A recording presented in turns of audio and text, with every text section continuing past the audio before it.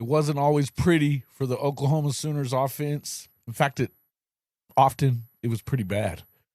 But John Mateer and the Sooner offense found just enough in the tank to back up a big-time play by the Sooner defense, and the Sooners are basically punching their ticket to the college football playoff after a win over LSU in their season finale Saturday.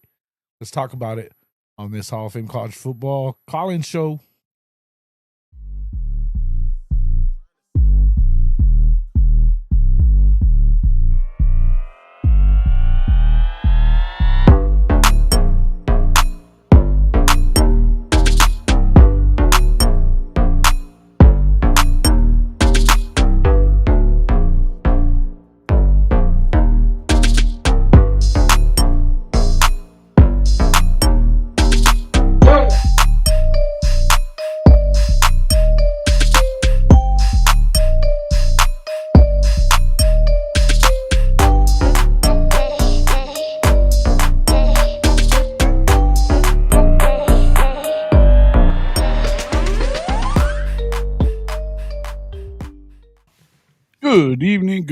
Good evening, and welcome back to the late shift Hall of Fame College Football. We're going to do a recap. I just had to check out the new intro that I made, so I went ahead and threw it up there.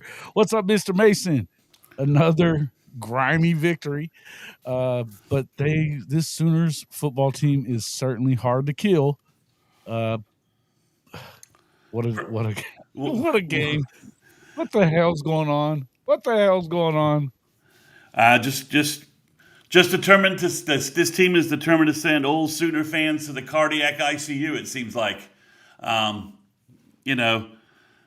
we double the yardage of LSU, and then we lose the turnover battle. So it's like, okay, you guys all said we couldn't put any yards up. Well, we'll put some yards up, and then we have 3 turnovers that are critical to why this game was so close. But you spin it however you want. OU won again against a team that is defensively good. Obviously, offensively they're pretty bad, and but overall, Auburn took Bama to the edge tonight. SMU lost to Cal somehow. So, the ACC. That means Duke is on the way to the ACC championship game. So there are lots of teams that didn't get it done today, but OU's not one of them. So A&M didn't get it done Friday night. We got it done. So, Listen, there's something to be said for that, because A&M looked like they'd been playing a bunch of fucking patsies, which I guess they have. Well, they're the only SEC team not to play OU, Ole Miss, Georgia, or Bama, right? Yeah. I mean, Missouri was their best win. Wow. And, from that standpoint, other than Notre Dame. Notre Dame was a big win for them early in the year. But SEC-wise, we're talking SEC in conference. They ducked everybody, and so they got to go on the road to Texas, and I think a pretty bad game plan by Mike Elko and Colin Klein,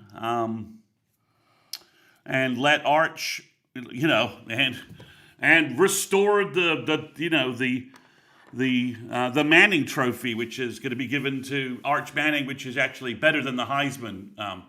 Jason, I'm not sure if you've heard about it. It's the Manning Award. It's the Super Heisman, and it goes to the best Manning in college football. So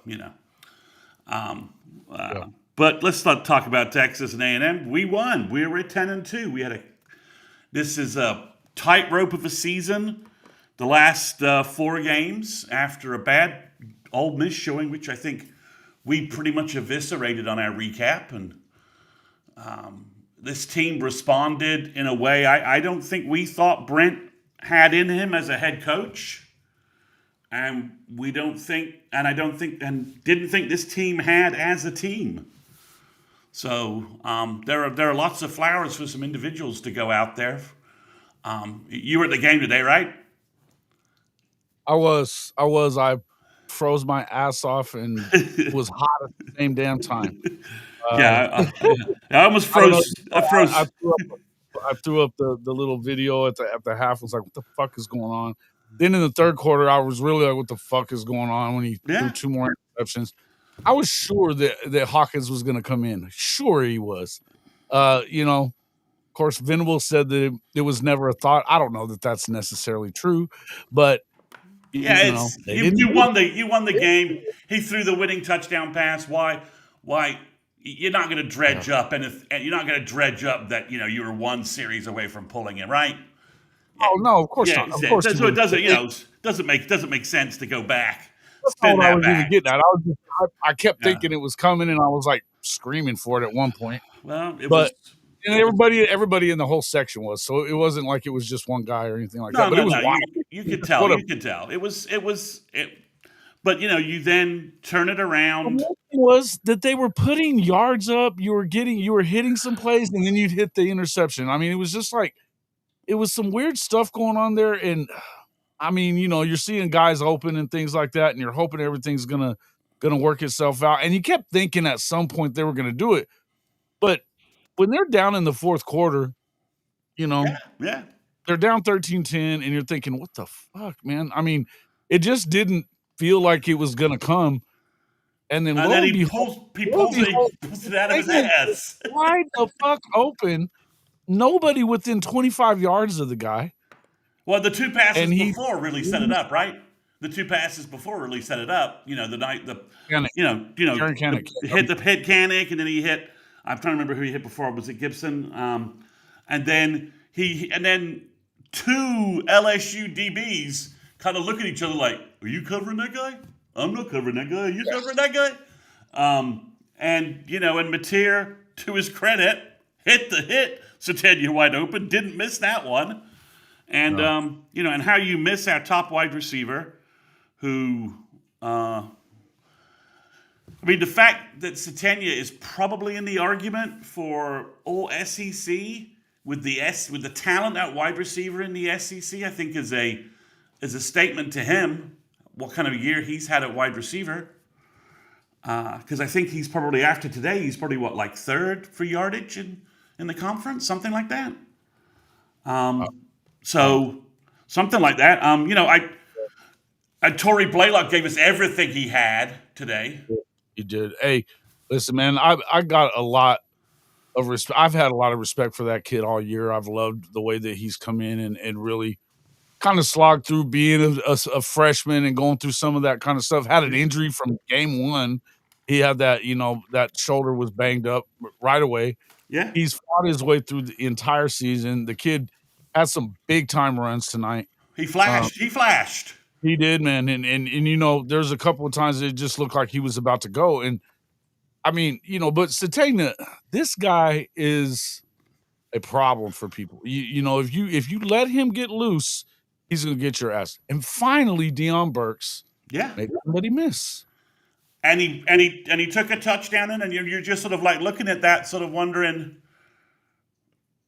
I mean, today it looked a little bit like, interceptions included.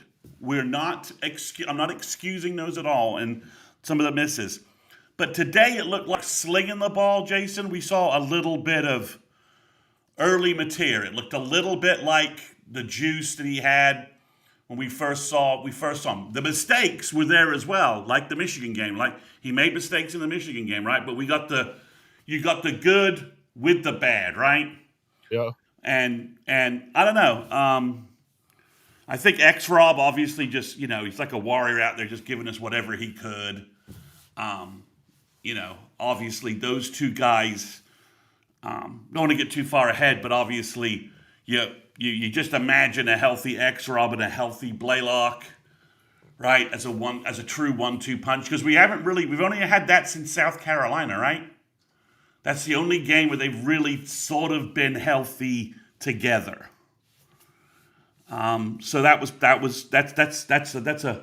something I think we could look forward to. And it's hard to tell a little bit from the TV coverage, Jason, but it looked like Fabechi Wewu's snapping was was good today. That it was not an issue. They weren't being dribbled back. He was ready. He was ready to do it. And you got to give him props for that. I mean, as a senior, man, this guy's been the best offensive lineman for 2 years on this team. yeah. You know, obviously this year you've got the freshmen that are looking good, but this is the guy that's been the most consistent, always in there doing his job. And sliding over to center when you've It did got to worry have me. him. Yeah, I mean, when you've got to have him, I mean, Yeah, listen, I think 3 bad that's snaps why and we lose this football game. If we're going to depend on him. Yeah, I think so. 3 bad snaps and you could have lost the football game today. I mean, that was one of my major worries. But you know, obvious, you know, our 5 stars are now 5 stars, right? Because Peyton Bowen and David Stone, Brother. and PJ's probably his senior year away from being. You know, I mean, I think PJ's had a good junior year. If you really want to take some swipes at him, go ahead. But he's played so much better this year that he looks like next year he's just going to kind of take off. Oh yeah, he looked great. Wine. You know, they didn't get any sacks tonight, which was kind of surprising. But they shut the run down. I mean, anytime Caden Durham got sick a bit of his homecoming real quick, you know, and he got here and got his ass handed to him often. Yeah, I wonder do you think Brent was just trying to keep Van Buren in the pocket and not let the scramble stuff, the off the book stuff kind of influence them, know that our secondary could handle them, and they did. So I think that's a little bit of his plan. He was like, I'm not going to let the mobile quarterback get out of the pocket, and I'm not going to attack him, let him get out and make bullshit plays and make big bullshit plays like Chambliss did on us. I'm going to pen him inside. Well, it's what I was talking about the other day. That, you know, these mobile quarterbacks that can throw it a little bit are the guys that are they're a pain for everybody. You know what I mean? I mean, look at Mississippi State's guy Mississippi State's guy on Friday. Mario Taylor's a bad dude. Which you called, by the way. I'll give you props for that. Dude, yeah. We've talked about him a little bit throughout the year. That they should have been playing him for a while because I thought Blake Shapen was trash, but I've always thought he was. I thought he was bad when he was at Baylor, so it's not a big deal. We're talking about almost 3 full weeks that you got before you play a playoff game. Beavos, I've already kicked you out twice, and I'll kick you out again if I had to, but guess what? OU's going to be in the playoff. You're not. So shut the fuck up, okay? Don't lose to Florida. Mm-hmm. It's pretty simple. Don't lose. Yeah, don't lose to a 3 or 4-8 Florida. I mean, and it wasn't close. No. So, you know, and if you want to talk, we were so close. You're also close to losing to Kentucky and Mississippi State. And you're the only the contender teams in the SEC. If you think you are one, you're the only one that got Arkansas, Mississippi State, and Kentucky. You didn't get any of those teams. The 3 worst teams in the conference. They keep talking about 3 top 10 teams and all that shit, but I mean, how much do we really believe that Texas A&M is one? They lost. I mean, they lost all the big games that they played, aside from the Oklahoma game. And you know, hey, it is what it is. Good for you. You won the Red River. You're not in. And it's your own fault. Nobody's going to get in with 3. I don't want to hear your shit about we're not going to play a good out of conference. It's not about your non-conference schedule. It's not about your strength of schedule. It's about the fact that you lost 3 fucking games and you didn't lose to the good teams. Alabama lost out of it the same way last year, losing to Oklahoma and to Vanderbilt, both of which had losing records on the season. Ooh, man, talking about scores I did not see coming, Jason. I did not see Diego Pavia body slamming the Vols and Neyland like he did today. Brother, they shouldn't have been talking all that shit to him.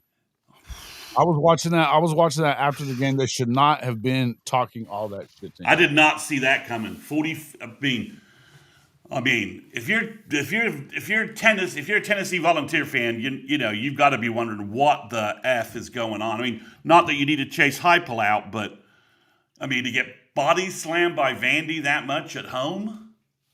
Yeah, listen, I had it. I figured that was what was going to go down. I really did. Yeah, I thought the Vols' speed and lack of pass rush would be the problem. I didn't see Tennessee giving up 330 yards rushing to to Vandy. So, every once in a while you miss a They stat. can stop a freaking running nose, man. They just can't. They're just not very good. Yeah, it's just, Defense. some surprising results today, a little bit of some results. But like I said, OU took care of business, and If anybody's going to bitch about the playoffs and who's in and who isn't, it should be Vanderbilt. Yeah. A 10-2 season? I don't give a crap how good they were last year. Nobody was calling a 10-2 year for them this year. Jason, I think 5.5 wins was their preseason over under. Wow. Whoa. Is that what he said? About time he did. Well, that ought to tell you what's going to happen if Mateer doesn't leave. And look, we don't. I'm not going to get into this a ton. We can let you guys call in about it and talk about it in a little bit. But for right now, I think you got to look at this as as much as I've been harder than probably most people on these guys did anything, especially on that offense, on Mateer, on Arbuckle. But at some point, this is the way these guys are going to win and lose. Do I think that they can get through the playoff like this? I don't. Do I think that this is, I don't know that it's fun to watch. It's fucking scary to watch. It's entertainment, but it's enough to want to give you a heart attack a little bit. But I got to tell you, it's wild, man. It's wild. Well, if you're anybody, you don't want to. This funny thing is I've seen all this crap from Fornelli and Danny Cannell and Chris Felica just talking out their ass about different about OU, like, well, we should be reevaluating whether OU should be in the playoffs, and just nonsense and shit like that. It's, I don't know what we'll do in the playoffs, but if I wanted to have my quarterback upright for the week following or 2 weeks following, I would not want to play Oklahoma. And let's remember, presuming that nothing stupid, we don't get shafted in some galactic way, and I'm hoping our SEC membership ensures that doesn't happen. We get our Mason Thomas back. The defense guys have been seeing for the last 3 weeks. Yeah. We get our premier pass rusher back. 3rd and long, if you don't have an elite NFL left or right tackle, your quarterback could get his head knocked off and strip fumble touchdown. Halton almost intercepted a fumble today, almost intercepted a pass today, and could have run it back. Probably would have probably gone at least 30 yards before they tackled his ass. Halton today, that fumble we didn't get, he almost caught it in full stride to be going back the other way. And of course, I think the stadium might have melted down at that point if we had another touchdown like that from the defense like that in Norman. But I don't think you want to play OU. I don't think you want to play our defense. Our secondary is playing better than they ever have. We've got Peyton Bowen playing like a 5-star.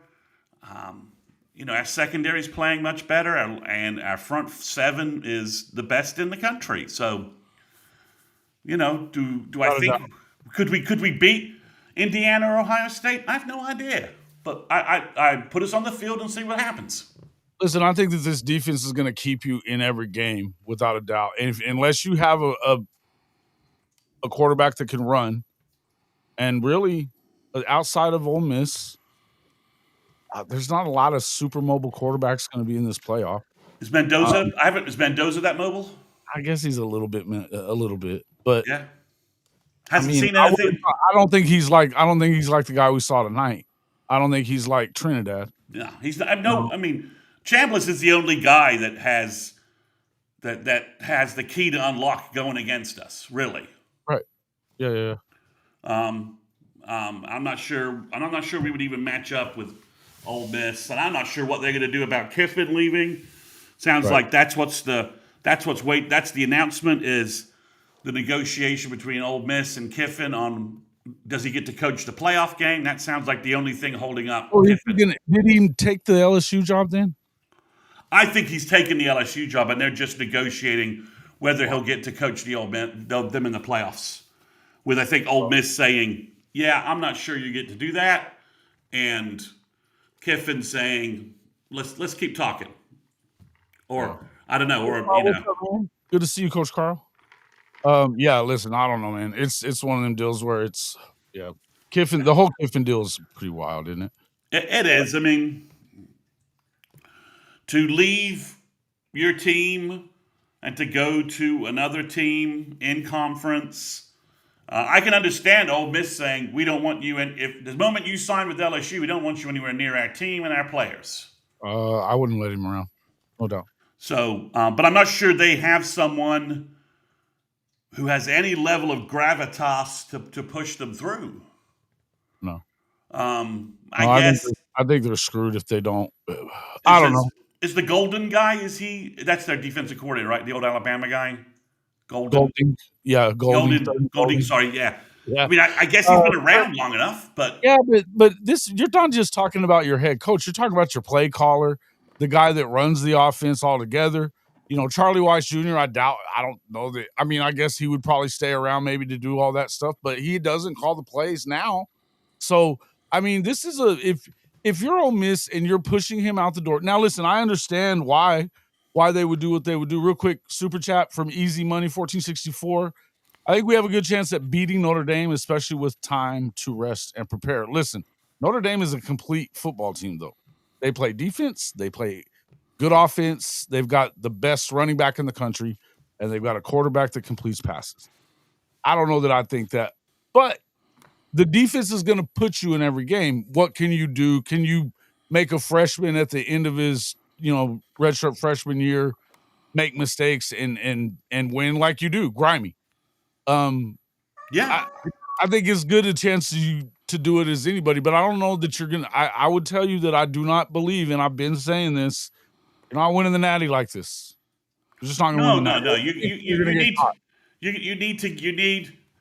We need part of what we saw today and the other part disappearing today, right? We need the moving the ball, spreading it around, right? We need some complementary running, and we need some points. We need probably to beat Notre Dame. And I'm not even know we're playing Notre Dame. If it's in Norman, I think we need like about 27 points to get that done. 27 to 30 points to beat Notre Dame. Right. That's what I would say. You're not going to hold Notre Dame in the teens. They're going to get to the 20s in some way, shape, or form with their balanced offense, as you said. They're going to get to the 20s, so you're going to be in the 20s. So, I think that's kind of at home. I think that's kind of where you're looking at. I mean, that's a total swag because, it hasn't been announced yet. If it's in Norman, that I would say that's the case. You need somewhere in the mid-20s. Now, last time Notre Dame came to Norman, I think was it 2011, 2012? The Manti Te'o Catfish Notre Dame team.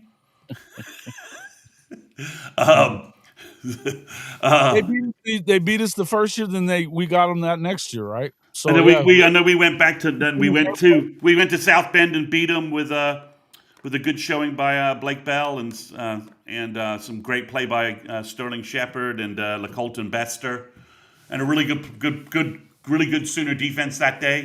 Hey man, that was a great game. It was fun. That's a fun little series. I'm glad they're going to be playing it. I would tell people that, kind of going back to what we were talking about with this playing teams out of conference and playing good schedules and shit like that. Don't get it twisted. Don't listen to Sark's bullshit about why should we play Ohio State? Because it wasn't about them losing to Ohio State. If they hadn't lost to shitty Florida, they'd also had been 10-2. If they tried though to lose two more, really three more, in a row. When you had two overtime wins over Kentucky. And Vandy was a series away from tying that and turning it into something. Yeah, listen. I mean, it was what it was, but it is what and I would just tell you that you need to continue doing that. The ones that are getting away from it, you're going to see that this strength of schedule stuff is going to hold up, because guess what? If BYU doesn't get in, And I'm going to tell you that I think ACC, if they're lucky, they get one. They don't deserve to. I think BYU and Tech should get in, no matter what. I think they should both get in. Okay, all right. But here's the thing, though: if one of them doesn't, it's going to be because of those schedules.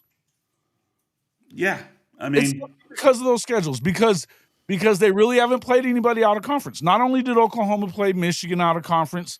Not only did they, they played pretty much the toughest schedule that you could play in the SEC, right? But it was them short of playing Georgia, we played everybody.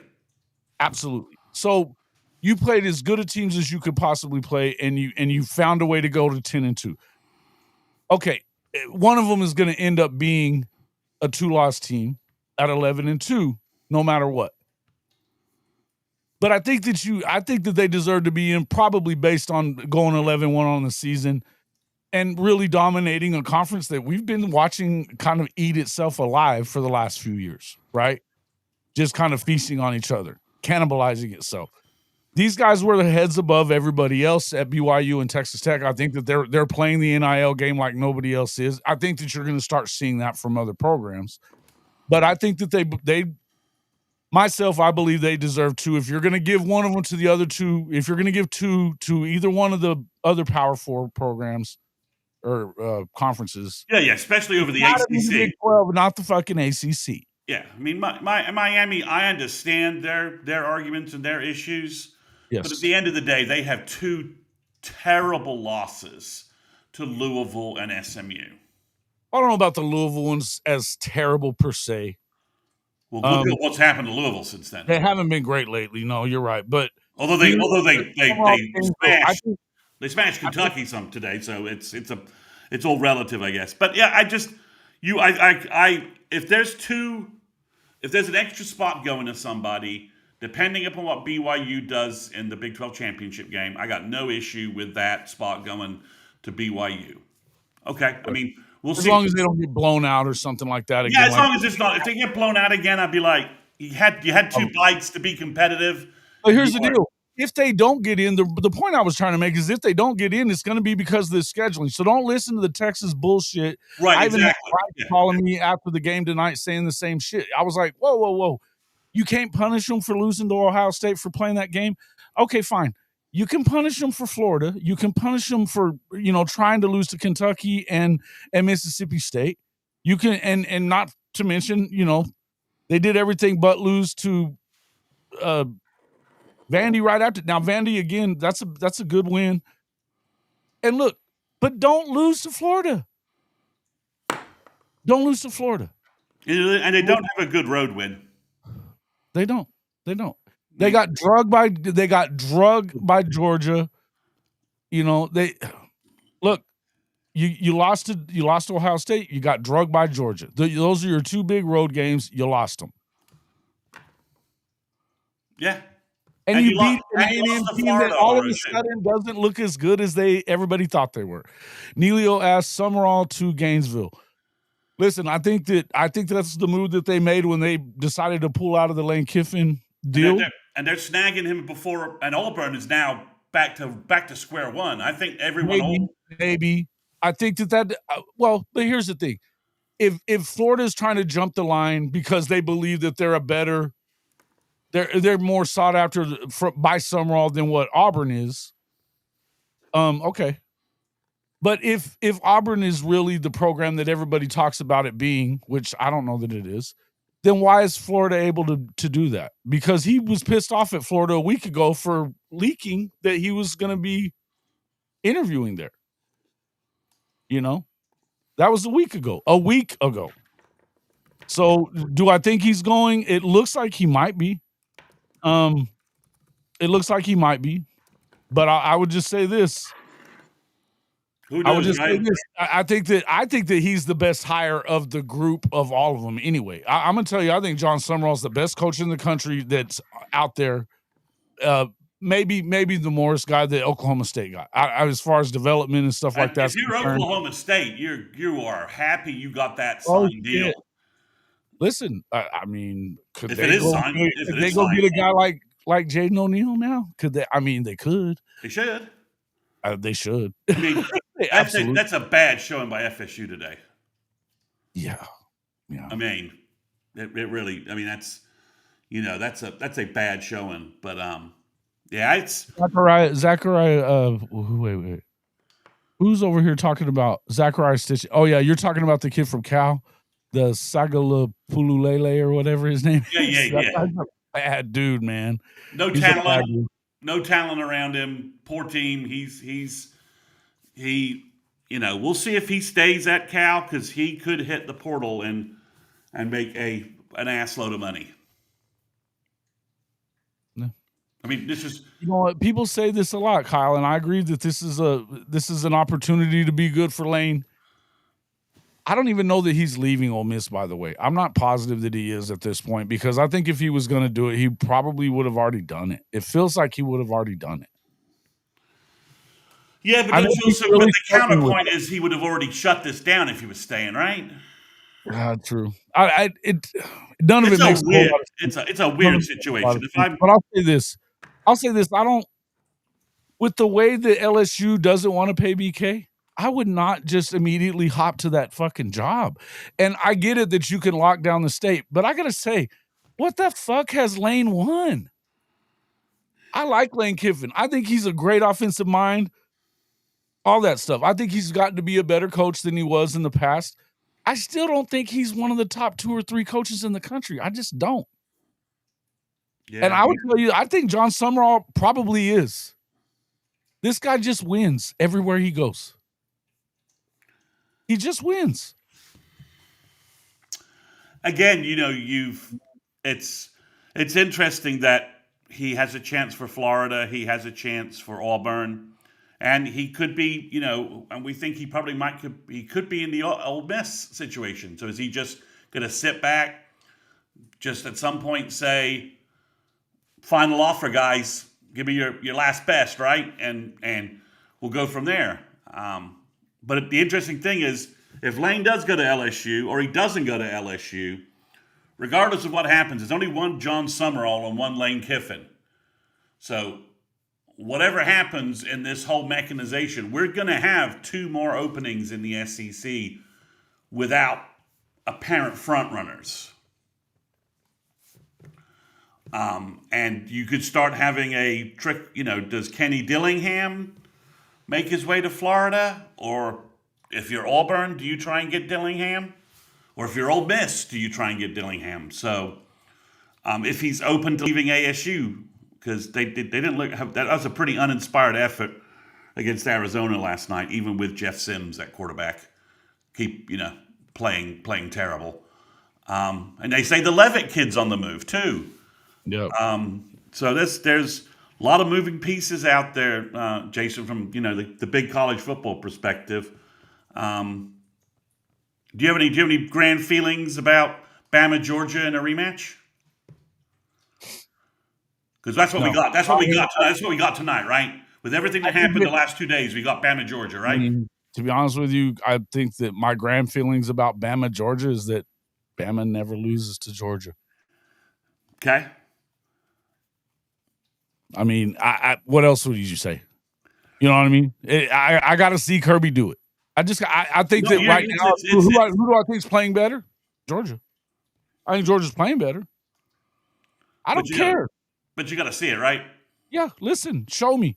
And Kyle Burnett, either you give us a viable argument that doesn't include something that makes Arbuckle look like he's much better than he actually has been about this argument that you're making, or shut the fuck up. Stop freaking dissing Michael Hawkins when he hasn't gotten an opportunity. Stop it. Because I said this the other day. I think I may have even said it to you, Mr. Mason. I think it's such a convenient argument to say if he was good enough, he'd be playing. This is Arbuckle's guy. And he threw 3 interceptions tonight. Yeah. He very well could have thrown the fucking game. They should have went to Michael. They should have. His parents had every right to get pissy about it. I would be probably too. And a lot of Sooner Nation's really upset tonight too. They were at the game. I'm telling you. Don't sit there and give me those bullshit arguments and just sit here and talk shit about the kid when you haven't seen him. None of us have.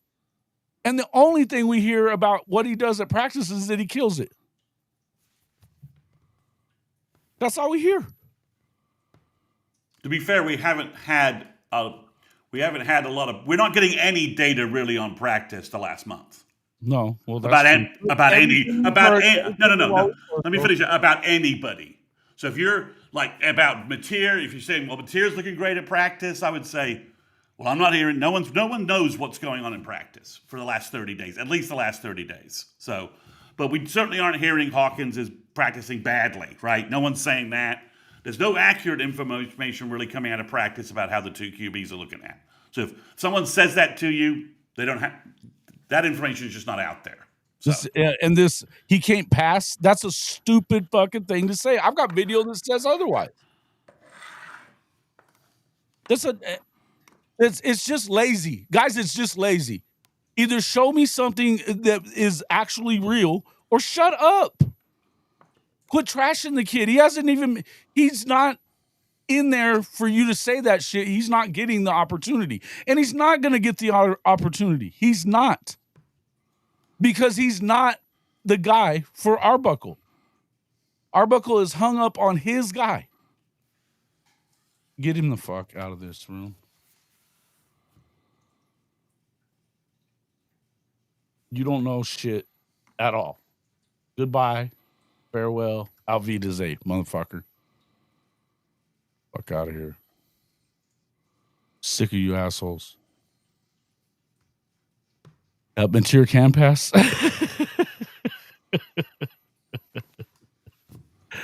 Oh, Lord of mercy. Guys, let's get off of this stuff for reals.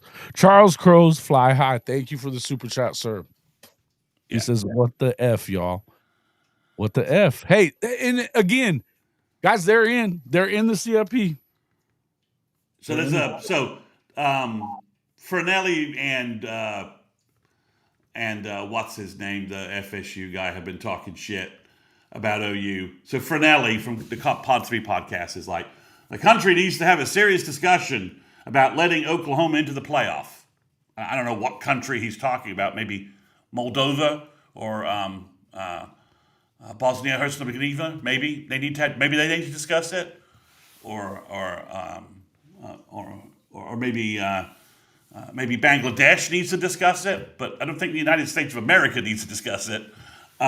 So Jim Nagy, our GM, on Twitter responds with, letting Oklahoma into the playoff? Show me a better resume. Get the fuck out of here. He's still a scout, bruh. He's still. That's what our. If you wonder how much Jim Nagy is invested in this program, that's how much he's invested in what he's doing. You think the committee has OU on the chopping block, Hankster? Why do you think that? You just worried? If we're just worried, I mean, I get that, but yeah, there's nothing to say. OU took care of business, and statistically, I think OU has the strongest strength of record and the strongest strength of schedule of all of the competitors, of all the 10-2 teams in that bucket. OU is by a wide margin has played the best strength of schedule and strength of record. I think they're 8th and 7th. I think I may have that reversed. They've earned their way in. So, you can worry about it. Maybe you can worry about losing the home game and OU playing in South Bend instead. We'll see where that goes. But overall, I mean, I think there is an off-season quarterback discussion that needs to be had. But today, you need to celebrate. You need to celebrate. We're 10-2. This squad fought its ass off to get here, and many contributions from many players, especially on the defense, Tate Sandell with the tackle basically on special teams today, stopping the Barrian kid from going the distance. Mm-hmm. He did. That's a flat out That's just true. No Tate Sandell, who we did not have during the spring game, and our GM took one look at our spring game and went, "Holy hell! I need to go find me a kicker." And he found us a guy. He found us a Lou Groza award winner. We've had some good kickers, in the Bob Stoops post era, right? And I'm pretty sure Sandell's our first Groza finalist. I don't think Burkett was a finalist. If he doesn't win that thing, they need to stop giving the award. Exactly. The only thing I worry about is the Hawaii guy who taught himself how to kick on YouTube. It's like it's a feel good story. That's all it is. Sandell's got the best stats. You've got lots of heroes, and some guys made plays on offense today, right? And we talked about Blaylock gutting it out, running the ball well. We talked about Satenya's, the last 4 games, Satenya's just balled out for us. Tate needs to be in New York. Again, best player, money, biggest MVP, biggest contribution. It's hard to say you're wrong there. Even meatheads, guys who call themselves meatheads, I'm just joking about that, the Pollock's podcast, right? Who says, I don't care about kickers, right? He says, Oklahoma's kicker is a badass. He's like, I don't usually talk about kickers, but I have to talk about him. That's what every football player says, though. Anybody that isn't a kicker never talks about kickers. It's only become half-ass cool to talk about them since what's his name got so popular, Oh, why am I forgetting the dude's name? He's always on. McAfee? Yeah, Pat McAfee. Okay. Yeah, who's a punter at West Virginia, right? So I think there's, we had lots of guys step up today, just like every game, right? People are stepping up and making plays. You're getting contributions from lots of sources. Like I said, Fabechi Wewu today played center. He hasn't started at center all year long. And we didn't have a snap that you would say cost us at a key moment in this football game. I mean, was it perfect? I'm not going to tell you it was perfect, but he played great. Blaylock playing out there today, as you said, he was a half step away from a couple of long touchdown runs. Yeah, no doubt. And we put up 318. We nearly put up 400 yards of offense, and that's the most we put up in SEC play this season. And LSU's a good defense. That's the number 8 defense in the country. And we were able to put up. Now, we should have scored more points, and obviously, Mateer. They had every opportunity to. They've got to play better. No one is denying that at all, right? We're not arguing that point at all. Nobody is. But to say neither is Brent, by the way. Neither is Brent, and neither, for that matter, Arbuckle. Yeah, Arbuckle's not. And for shit, even Mateer's saying it. Yeah, I'm getting sick of hearing it from him. But he is saying it.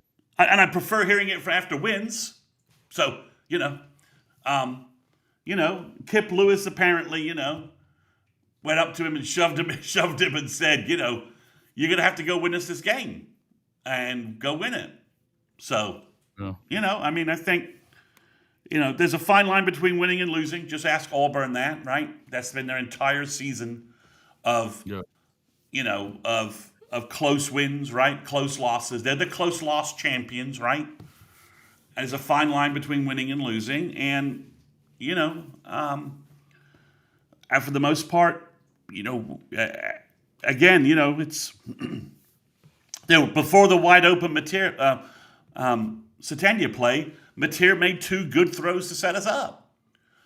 And it's not don't minimize the play by Satanya and Mateer there just because LSU busted, right? That's but it was also smart. I mean, Buckle talked about when we hurried and got back in the play to try to confuse them a little bit. It worked. Yeah, and we did no huddle today, which confused some folks. And guys, why didn't we use no huddle before? Because we've been trying to grind down the clock and win close games, and doing the Lebby no huddle is counterintuitive to that game plan. Right. When you're up in the fourth quarter, you don't speed up. with our defense, right? And then Tennessee never had the ball with a chance to win the game. Bama did, and did this weird, 13 play, 20-yard, 30-yard drive in 6 minutes, eating up 6 minutes. I don't know what they were doing. They should have been speeding up.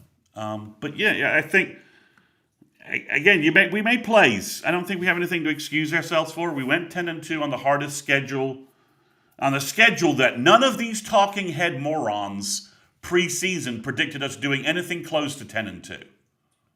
Fair enough. I mean, the Vegas over/under was what, 6.5, or was it 7.5? Jason, preseason. Oh yeah, six wins. 6-6 was the number. Yeah, so and none of these guys, these talking heads who are now saying we shouldn't be in the playoff, got anything close to predicting we were going to go 10-2. So I thought winning counted in this game. I thought that was the point. So yeah, it does. Do I wish we looked prettier doing it and weren't putting our fans through such anxiousness? Sure, man, it's driving people nutty, no doubt. Sure, I wish they were doing that. But when you compare walking off the field, this team that walked off the field in Baton Rouge last year, to what we did today in Norman, the transition of that team is huge. Yeah. I mean, Brent's improvement as a head coach, significant, right? And we haven't really even seen the impact of our front office completely yet. Although you guys know I'm the recruiting guy, and I will tell you the front office is effing killing it. We got Crew Jones tonight, who, if you've been on my podcast, you know what that kid looks like. And Megatron, man, my guy, Kristen Megatron Moore, shout out to him. We're going to have him on the show. He was there today, too. He's maybe, I don't know if he was committed or not. He's going to let us know what happened. But it sounded to me like we might be getting him, too. And I'm convinced, Jason, that I'm convinced we didn't offer him until we offered him so late to not tip off other teams. I agree. After you watch that film, and guess what? He's got a torn groin. He had to have surgery on it right after the season was over. So I think he had it all year. I think we offered him so late to not tip off anyone else. I think so. Alabama knew on him, but they didn't want to put him at linebacker. Which is silly. He's a middle backer all day. He's a Mike all day long. He's a Torrance Marshall kind of thick, Curtis Lofton kind of kid. I don't know how it'll pan out. Well, and Selma's just not a place that puts out a lot of dudes, right? Yeah. It's just not a place that puts out a lot of dudes. So, but he's got a flood of them lately, though. He definitely got a flood of offers over the last few weeks. I think Oklahoma being first on him was definitely big, but I think you could be right. They may have just been trying to not tip anybody off. I think that's pretty good, really. Because guys, I'm gonna drop this call link in here in just a second. Sure. I do want to let some people call in. Before we do that, I'm gonna hit the head, and you can check out this. Are you tired of your game day gear looking like it's stuck in the off season? Well, step up your fandom with Hall of Fame College Football's official Fanatics partner store. Whether you're a diehard Oklahoma Sooners fan like myself, bleeding crimson and cream, or you rep another one of the SEC's heavy hitters, Fanatics has you covered. Shop thousands of officially licensed hats, jerseys, sideline polos, and exclusive championship merch from the entire Power 4 and Group of 6 too, all shipped directly to your doorstep and fast. Want to gear up like your favorite coaches and players? Are you looking for that perfect tailgate tee or a statement piece for your man cave? Fanatics is your one-stop shop for authentic college football gear from everybody that plays the game. So do yourself and your team a favor. Click our link in the description or simply log on to hofmedia.us/fanatics. That's hofmedia.us/fanatics. And you can shop everything that you want for the best prices of the day right on our Fanatics partner page.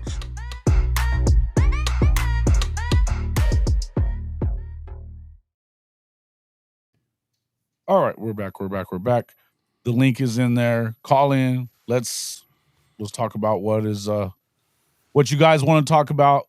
Don't get too wild, but hold on real quick there. We already got our first one calling in. We're going to give you guys a couple of minutes each.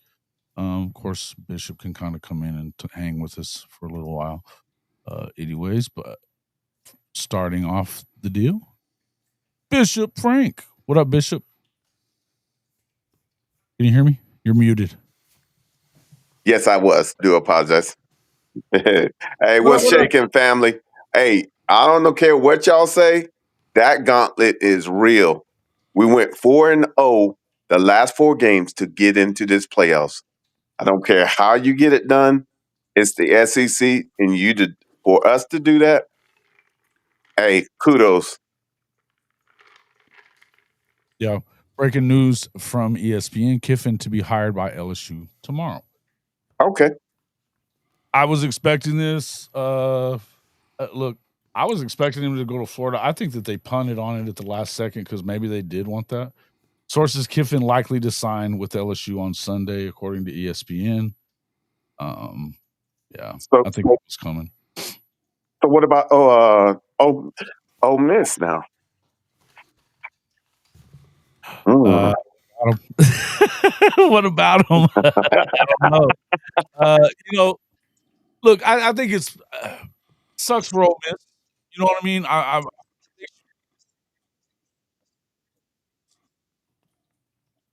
Makes you kind of wonder what's going on with the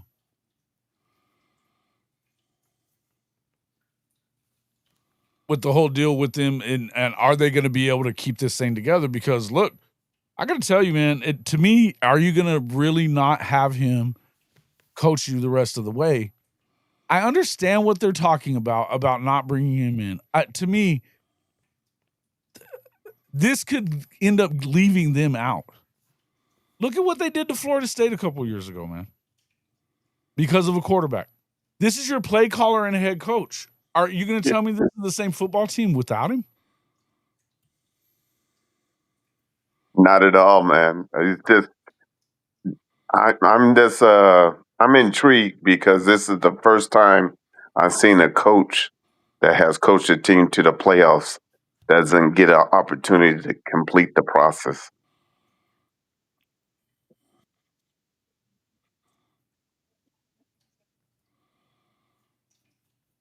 It's definitely precedent setting.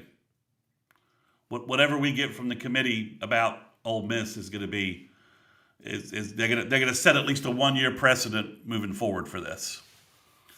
I'm not sure.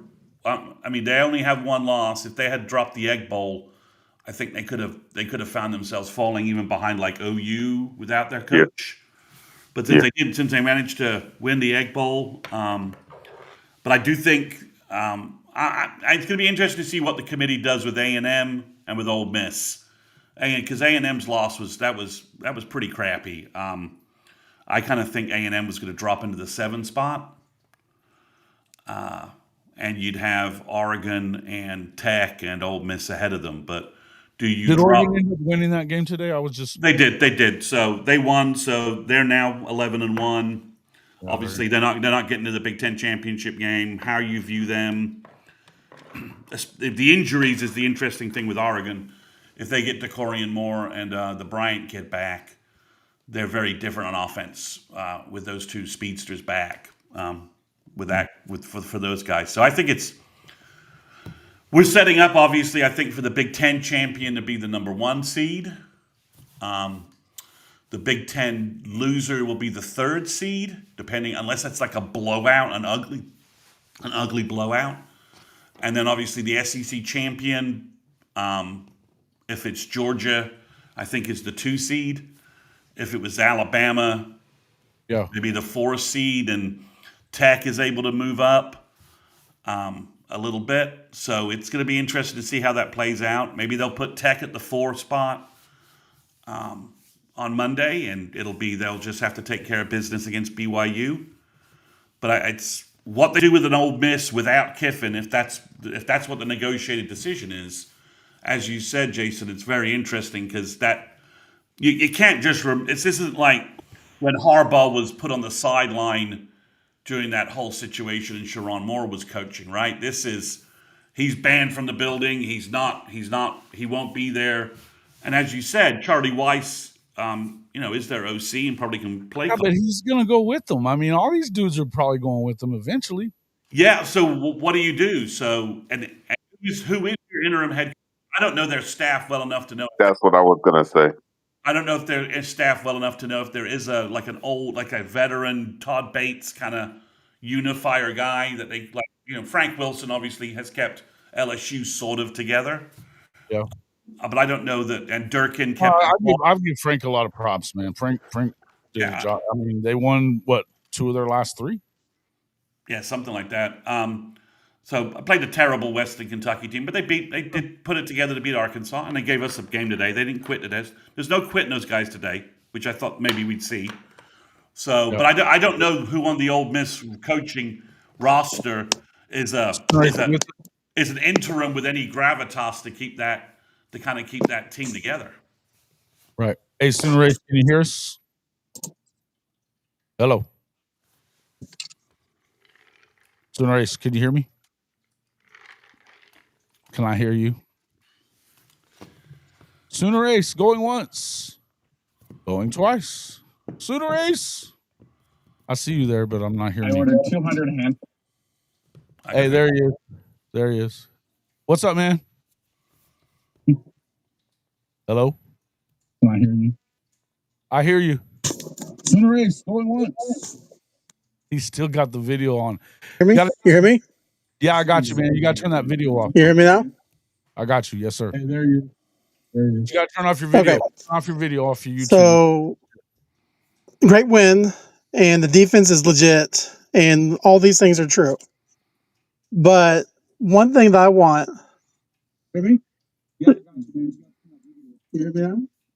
The one thing that I want. Sorry, I'm messing up over here. The one thing I want to see more than anything else is I want an honest evaluation of the quarterback position as well as every position on the team. If the coaches really feel like Mateer is the best option at quarterback, then move forward, make adjustments, and call it good. But if it's not, then that should be treated no differently from any other position on the team. And I'm not sure that's been done up to this point. Mateer is Arbuckle's guy, and he's the offensive coordinator, and I get it. But we're in the playoff now.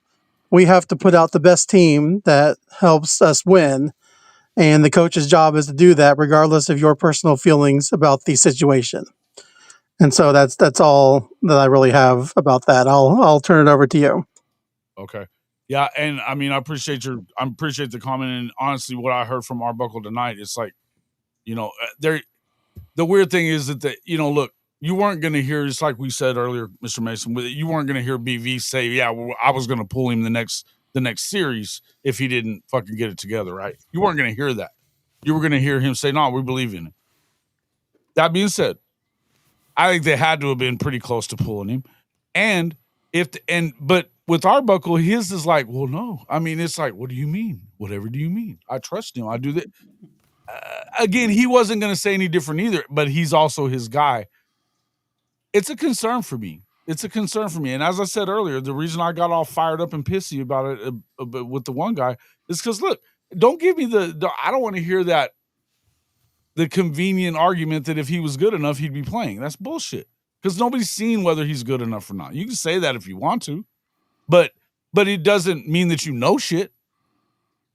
And so to me, I want to see him being held a little bit more accountable. And it wouldn't bother me if you put in Whit Neubauer with him throwing picks like that. You could have lost the game over it. The one thing I will say to Sooner is it's a little unrealistic. Quarterback's different. This isn't left tackle. You don't evaluate them and you don't make changes there in the same way.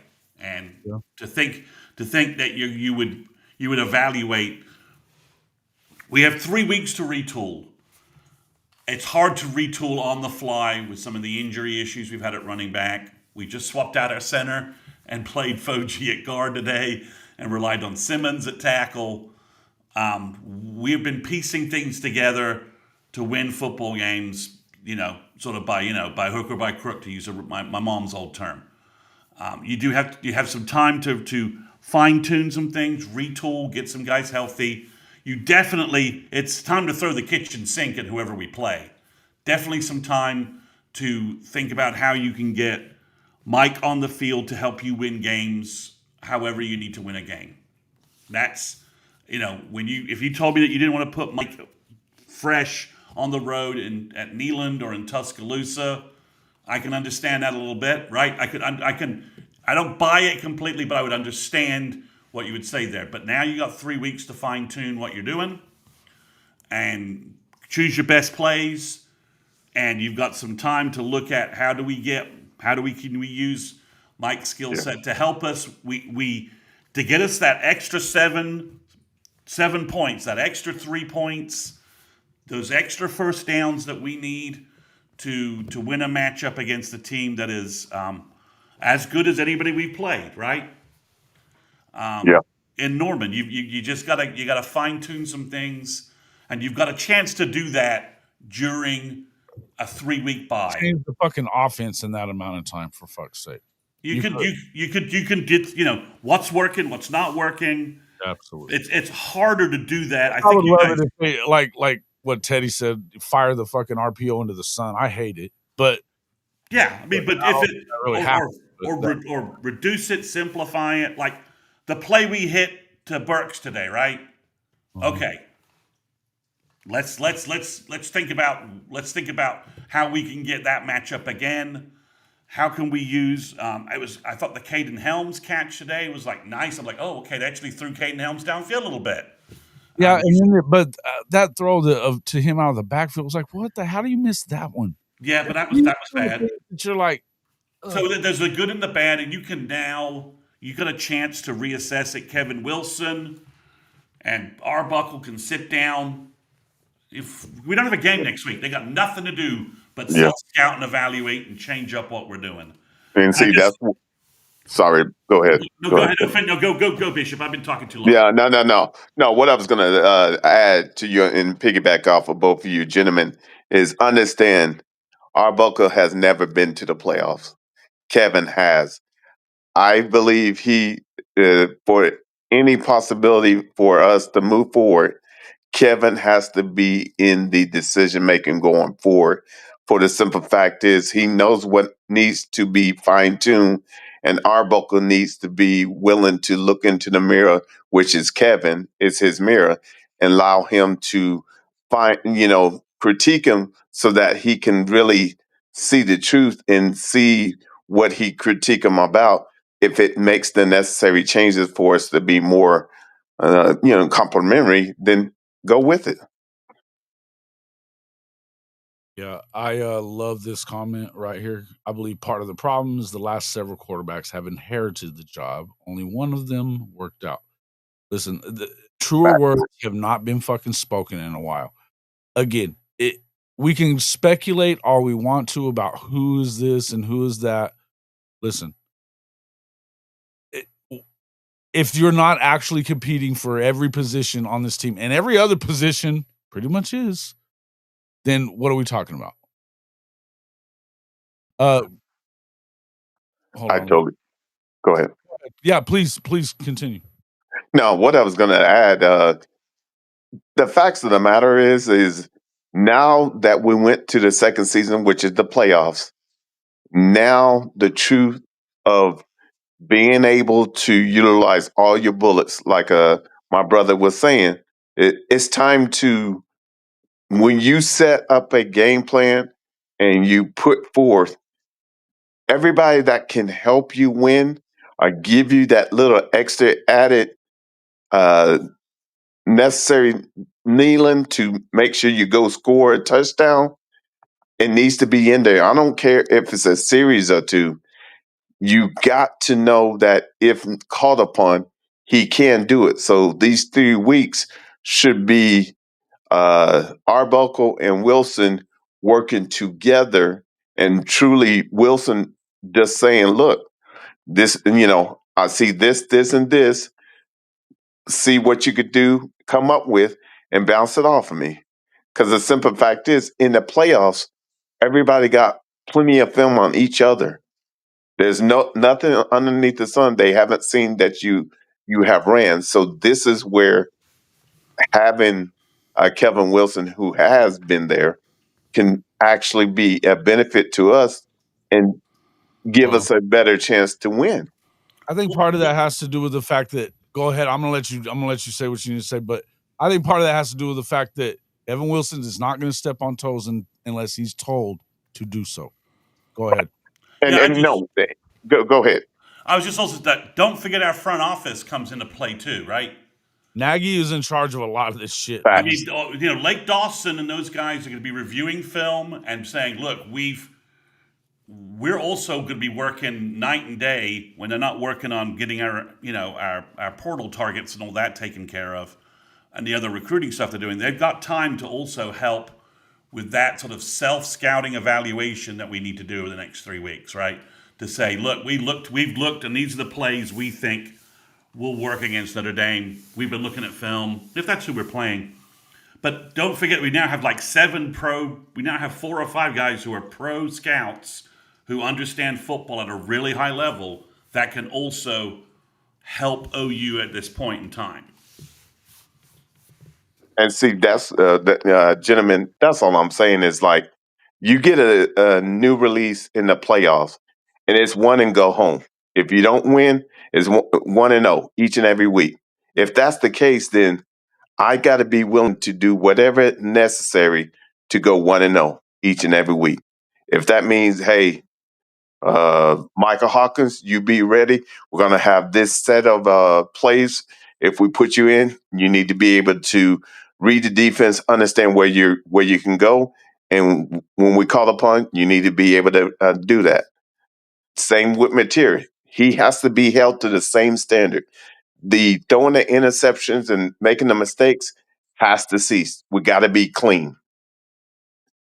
Because there's no more LSU's and no disrespect. There's no team that doesn't deserve to be in the playoffs. Everybody has earned their way in. So now you got to step your level up. Yeah. What? Adam West, what are you talking about? He didn't make the right decision.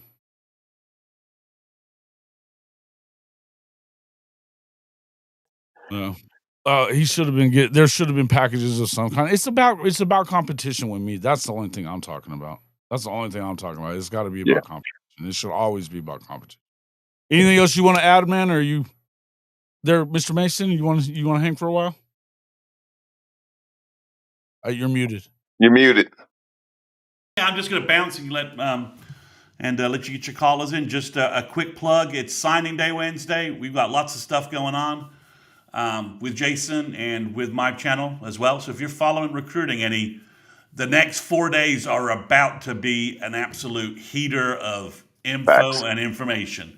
OU is doing a great job out there, and signing day is going to be pretty wild. So thanks, everyone. We're 10-2. We'll be back again with a playoff. Well, with hopefully a playoff preview at some point where you guys we can all argue about. So I'm out. Thanks, Jason. Appreciate you, man. Thanks for coming in. All right. So let's see.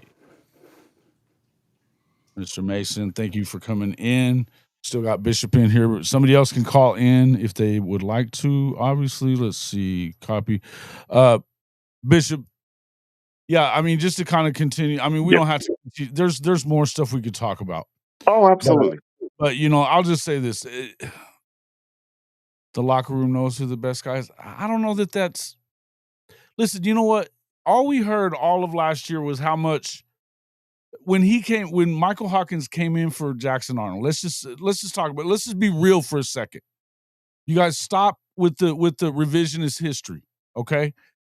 when Michael came in and played the way he did against Tennessee, and it wasn't just running the ball, he was layering passes over linebackers in front of safeties. He was making good throws.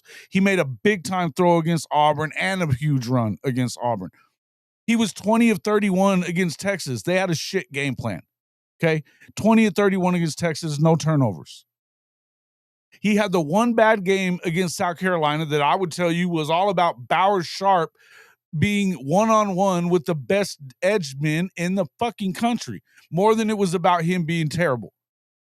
And what we've seen of him this year, he led Oklahoma to 5 straight scoring drives against Kent State. He did have that one shaky looking series when they were getting after him and he got a little bit of happy feet and had some bad looking throws. He still didn't turn the football over. And when's the last quarterback at Oklahoma against anyone to lead 5 straight scoring drives? I'll wait. Stop sitting here saying stupid shit, guys. Stop doing it. I'm not saying that he's guaranteed the number one guy immediately. I'm telling you, give him an opportunity. The dude has blazing speed. He's got a big time arm. He works with Kyler Murray's dad and has all kinds of game. Give him an opportunity. And even if you want to talk about that Kent State game where he got the happy feet and didn't look great, okay, cool. Do that if you want. But guess what? Even Big Bill said we hurt him in that game. They were doing some stuff with their pass rush that I had never seen before, and they have a guy that's an NFL guy, and he got after him, and we didn't really have an answer for it for a while. It had nothing to do with Michael. It had everything to do with the line not doing its job. Nobody watches that episode of that coaches show that they have. Because he said it. You could go back and find it. It was the week of the Texas game that they said that. The bottom line is the dude can play. There's going to be a lot of good quarterbacks in the portal. You don't look, but guess what? If Buckle's coming back and he is, do you not want continuity of some kind? I would like continuity of some kind. I don't know that I want it with material with the way he's playing. And the bottom line is how could it be worse than what you're getting? Let's just be honest.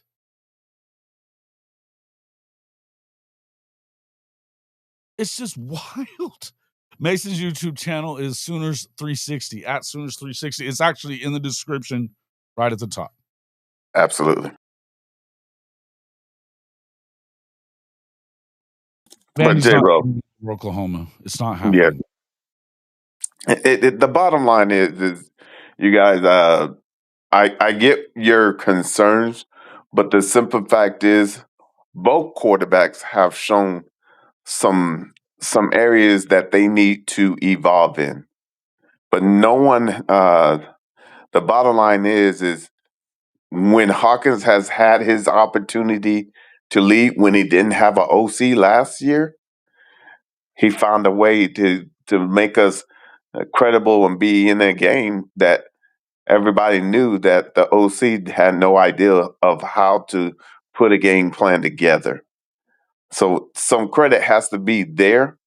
But understand this year, both of them have shown where, I don't know, it might be the scheming of the offense of coming from the Pac-12 that might play a role in it, because the way their feet mechanics of the quarterback is not. I'm not used to it. I just said, Adam West, I just talked to you about that South Carolina game.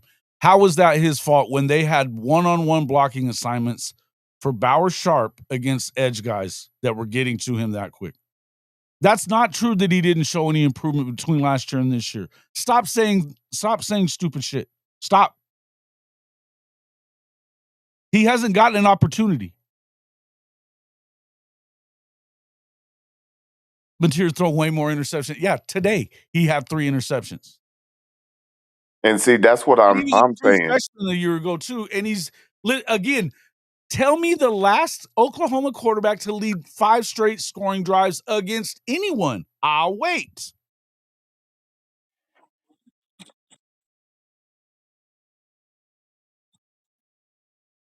It's with all this rope that goes to one guy and it doesn't go to anybody. And I'm not even saying that. I'm not saying it has to happen now. But look, there's a reason why. Obviously, his family is pissed and over it. He's out. Unless Mateer's leaving, and I'm going to tell you this: do you think that Jim Nagy's wanting to keep him around for the price tag that they paid him this year? I don't think so. And make no mistake, he's in charge of where they spend their money and how. I don't care, Adam West. I don't care. It again. You're not listening to anything anybody's saying. The point is, he had one bad series against him. And Big Bill explained that the week after that. Go watch the film. Go watch it. And we're not going to split hairs because the bottom line is we're going to need everybody on this team to find a way to contribute for us to go 1-0 each and every week in the playoffs. All right. You know what? It was one fucking series. TP, you can get your ass out of here too. Because I'm getting tired of you guys saying one. It's just one thing. When have we seen John Mateer look good? There's no rope for anybody else but John Mateer. What the fuck are we talking about? You want to talk about sensible? Be sensible.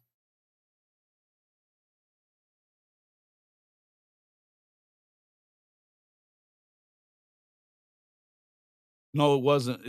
It was. Bye. You're out of here, bro. Out. Get the fuck out. Fuck out. I'm done with these guys. I'm done with you clowns. If you're not gonna come in here and say dumb shit, then just be gone. Well, I will say this, Jason. In all honesty, I am thankful to go through this gauntlet because I have learned a lot about our team. I learned a lot about our defense. They're willing to lay it on the line no matter what the offense does. They'll do their part, and so will our kicking game. Listen, I think it's going to be what it's going to be this year. I don't think you're going to see changes. If they weren't going to go to him when he threw back-to-back terrible interceptions in the third quarter that lost them the lead and basically put them in danger of losing, then they're not going to make the change. Obviously, his family was pissed off in there tonight. Said he was 4 times a better quarterback than what Mateer is. It's turning ugly. It is what it is. Yeah, same here, Chuck. Are I'm people just glad that with 10-2 and BV that on the hot seat is done. We can move forward, but we need to make sure that they understand it's not good enough. It's okay to do that because understand in the playoffs, everybody got so much cut up on us that hey, if we become one-dimensional like we've been, it could get real ugly if we don't make the choice to be honest and look in the mirror and make the necessary changes to be better. If you're going to trash here, I'll tell you this: the Blazing Guile guy or whatever you're saying. If you're going to trash Hawkins he doesn't have any film this year. He doesn't have any film. TP, stop. If we're going to sit here and trash them, and he hasn't had an opportunity, but you don't trash Mateer, and you're not saying anything about him, why do we? I don't want to hear that shit. And I don't understand why people say anything about Michael Hawkins when he doesn't get an opportunity. Just give him an opportunity. Guess what? I'm going to tell you what. I will stand 10 toes down on this. He's probably going to be gone, and that's cool. Because he's going to go somewhere, get an opportunity, and blow the fuck up. And he deserves to get that. He does. We're here talking about let's hit the portal and replace them both. What the? None of it makes a whole lot of sense. You don't know that you don't know that Hawkins is bad. That's the thing. You don't know it. You don't have any film that says so. And Mateer is not getting it. Look, I'm glad he made the 2 throws that he did. The one to Satana, wide open. You didn't have to do much, but just throw it up. Thank God he hit it. He missed some bad ones too. He had 3 interceptions.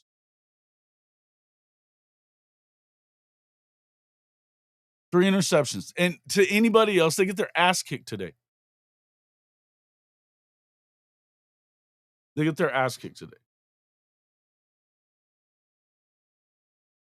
He didn't look good to you against Kent State. What didn't look good? TP. Brother, man. He did not play the second half. He played 1 fucking series against Temple. 1 series.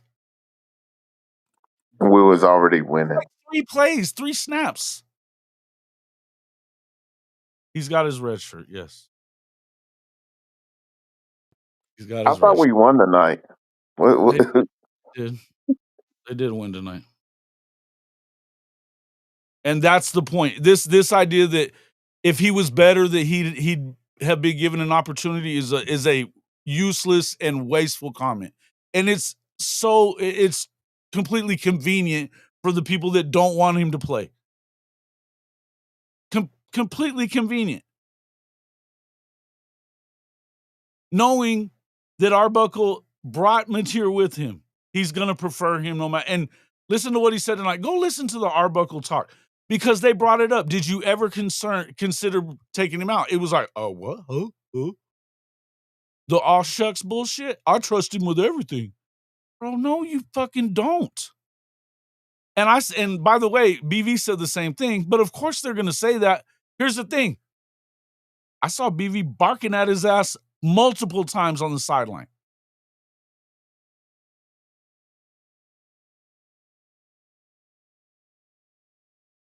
He played the entire 4th quarter. Okay. Brother. Let them get they might want to be on the phone. Stop talking in the chat. Come up. Listen, yeah, you want to talk your shit? Then come in here and give me a real reason. Please give me a real reason. I'd love to hear it. We won't put your face on there. Pop in.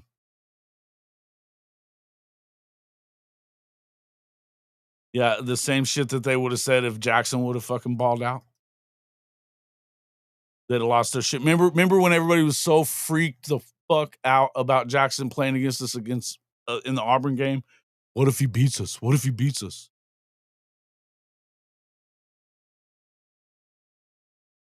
course they're not.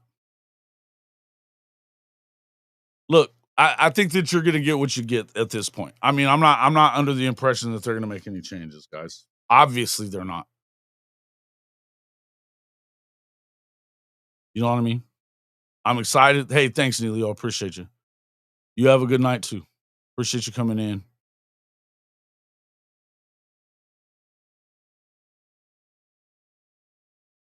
What's the point are you making? What's the point you're making? Do you remember the game, the very first game against Illinois State? How long did it take Mateer to get going? Like middle of the 2nd quarter? What was it? 14-0, 21-0 at the half? Let's not act like, again, we're judging these guys under different circumstances all the time.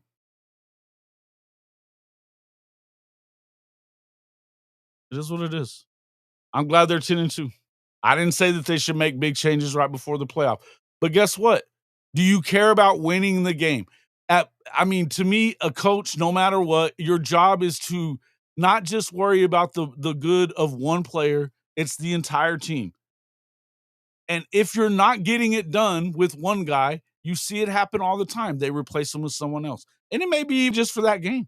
Sometimes you got to do it. Why are they not willing to do so? That's concerning. And, I hate to, I'm not even going to be petty and say that shit. But I should. We're so thinking, oh, Bo Bitley, yes, the next John Mateer. Uh-oh. I said it. Sorry. I had to do it. Next, come on in. Talk Talk. Come on, Kyle. Call me. Call in. Mac, Chuck. I could mention the name, but I'm gonna leave it alone. Mm-hmm. You know who I'm talking about.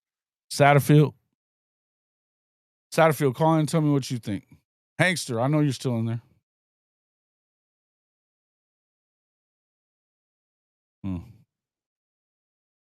Fair enough.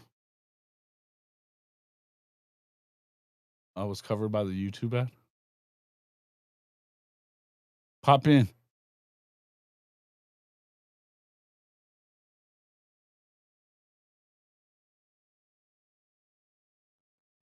He was in there a minute ago. The link's in there. Anybody that wants to pop in can pop in.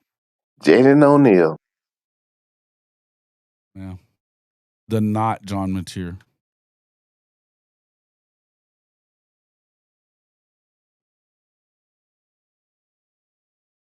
Yeah. Did you think that Mateer was going to be good too? Because that's who he's supposed to be, is the next Mateer. I've seen him in person. I've seen Jaden O'Neal in person. They ain't the same. I'm just going to leave it at that. They ain't the same. And I think that Bentley's pretty good too. I'm not saying he's not. They ain't the same.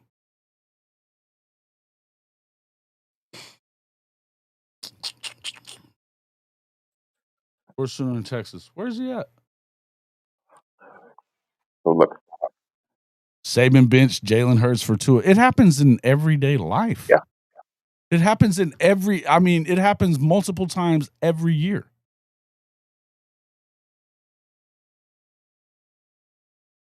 Chuckster, can you hear me?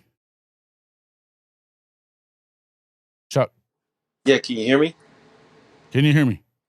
Yeah, I can hear you. I can hear both of you. I got you now. Come on in. The water's fine. What's going on, fellas? What's up, man? Oh, nothing much. It's kind of late, so I'm just being quiet. But I agree with you, Jason, on the quarterback thing. Mateer, I feel for him in a way. This was a big leap for him, but I think he's a little in over his head. I believe that Arbuckle really isn't as bad as it looks like he is, because I've seen plays where the receivers are open, but the execution of the plays are not being played out. And I was holding on for Mateer to do better, but man, I think, like you said, it is what it is. He is what he is. And one other thing, and then you can ask me any questions, or that's all I want to really say is that I truly believe there should be competition. It shouldn't be Mateer gets the starting position next year without competition. And I believe that, and I have to do better with accusing the offense. It's not, man, the offense is doing great. It's the execution of the plays. And you hear defense say all the time is that, look, we play this game all week. We don't play it on Saturday. We play this game all week, mental reps in practice. So then when we show up Saturday, it plays out exactly how we have played it in practice. So that lets you know something is going on the offensive side of the ball that's throwing red flags in practice. Yeah. I don't really know what else to say other than I think that it's wild to me that every other position on this football team, that's what their culture is based on. Best player plays. Best player plays.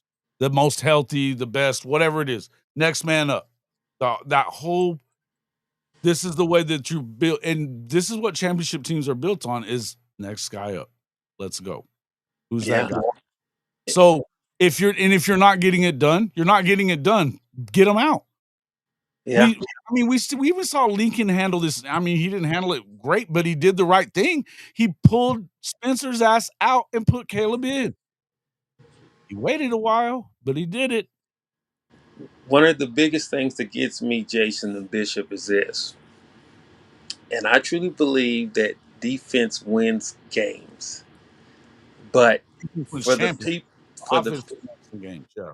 but for people to say that we're going to go deep into the playoffs without having a offense that can score more than 7 to 14 points, something is wrong. Yeah. Well, Because and because right here, these he's missing reads in the RPO even, and like we were saying it. Guys around me were saying, I was saying it. You're seeing him. If you count, if there's 6 guys in the box, that's when you pull the ball and probably take it. That's +1 run game now, right? but 5, Jason, you need to hand it off. If there's 5 or less, you need to hand it off. He never does this. but listen to what BV's been saying. He's been saying it on the press conference. I don't know why you're giving him 2 options. Don't give him 2 options. I know. I mean, BV's been saying this. I know. Don't give But him you're 2 fired. options. Just make it simple. Give him a read to go with, and that's it. Why are we giving him? Why are we giving him opportunity? Well, anyway, guys, God bless you all, and thanks for And allowing. that was a great one. That was awesome to That even was say. awesome. Again, this is what you want to see. Is again, just make it a if it's competition based, I don't care. But nobody can really sit there and tell you, and no matter what, who says it, and I see it all day, every day in the chat. It does. I don't care what you think. It's a crazy thing to say that if they believed in Hawkins more, he'd play. That's not truthful. It's not truthful at all, because there's a reason that he's sticking with Mateer when he's playing this poorly. That's just how it is. And it doesn't matter that it doesn't matter if he was better. We'll never know. And you can't judge him on a couple of series or whatever. And when you've had an entire season of, and even whenever the first 4 games he looked better, they didn't play the greatest teams either. I mean, and he was still turning the ball over. He was still turning the ball over. It wasn't as bad as it is now. But look, he did not look good tonight. He did not. He put some yards up. He made some plays here and there. The receivers made some plays finally. Giovanni looks like he's getting better and better each week. I mean, he basically can't cover him. So can I ask y'all do something? I got both of y'all here. With all the interceptions we threw today, if we didn't have a championship style defense, do you think we win that game? No. There's Wait, your answer. ask that question again. No. What I'm saying is, because we threw those 3 interceptions, think about it. If we didn't have the defense that was a championship style defense, do you think we win the game? Shit, no. No. So ask yourself. The key is Oh, how they many need to, opportunities? I mean, the yeah, first pick, it should have been a pick 6, and they're talking about the great facts. tackle he made. They don't want to talk about the shitty throw he made, but they do want to talk about the tackle. And credit to him for making the play and not letting them in the end zone. But shout out to Peyton Bowen for fucking going up and getting Michael Jordan hops to get that fucking interception on the very next play. Yeah, Facts. that was an awesome play. And see, yeah, If it's not for that, then what? yeah. And so that's what I'm saying is I believe this team, offensive wise, there's so many moving parts that if we can catch a break in this next 3 weeks and get some players healthy, boy, and get some continuity. The simple fact is, BV's right. Simplify it. Make it to where you're competent and you can read defense and you can get it to the open man. and then you run the ball where the trap door opens. If you do that, then the defense will take it the rest of the way. But the key is 7 to 14 points is not going to get into the playoffs. I'm sad. I'm explaining it as plain as day. We're going up against people who's going to find ways to score on our defense. No matter how much of a championship defense, there are teams out there that can score on us, and that we're going to have to play complementary football to win games. It can be done. I'm not saying it can't. I'm saying we need to fine tune and just like when we answer all those questions to go into this year and got some major pieces, we need to do it again for the playoffs because it's a whole bunch of tape out on us. And hey, nothing underneath the sun won't surprise them if we go with what we currently have. BV's job isn't on the line now. He just won 10 games in his second year in the SEC and has the best defense in the country. I don't give a fuck what anybody says. The Ohio State defense ain't as good. Put it like this. What team could go into Knoxville and in T-Town and pull out wins? Hold that offense the way we did to win those games. They love this shit too. And I'll say this. The grimy stuff, I mean, it's badass. I mean, this team, man, you sit there and you watch this defense work. And man, they work. And they weren't getting to the quarterback tonight, which is I mean, they didn't even have a sack, which was kind of surprising. But that's that mobile quarterback. I think they were just trying to keep him corralled more than anything. So they weren't sending a bunch of pressure at him. But every time they handed it off or threw it around the line, they were eating that shit alive. Nobody said BV doesn't care about winning. Who said that? What are you talking about?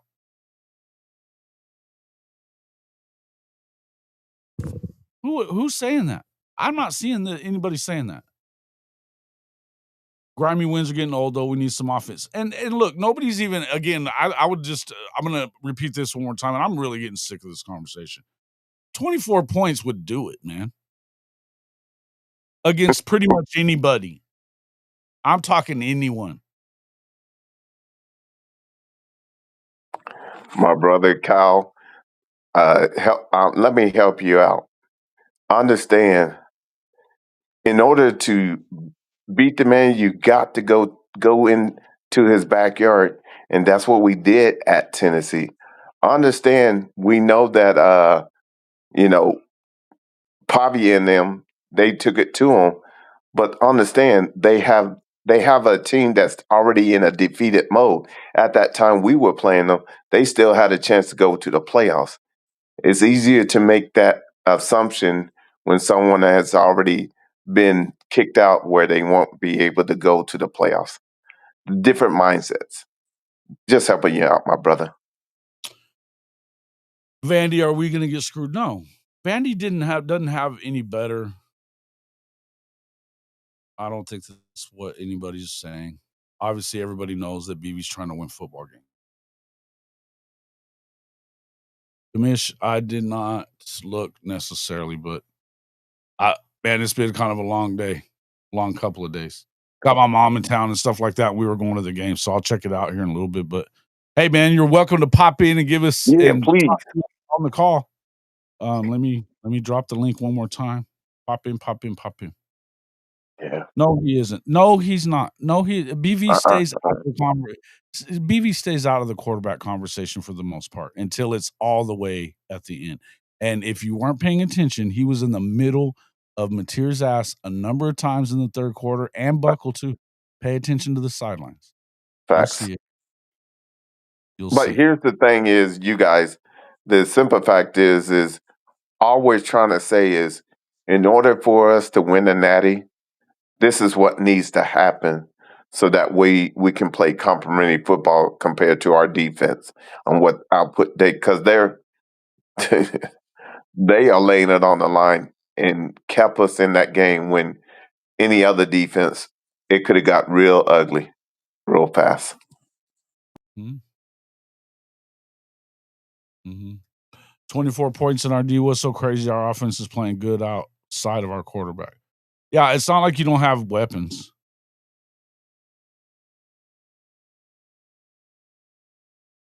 I mean, like throwing someone into a wall. What does that mean?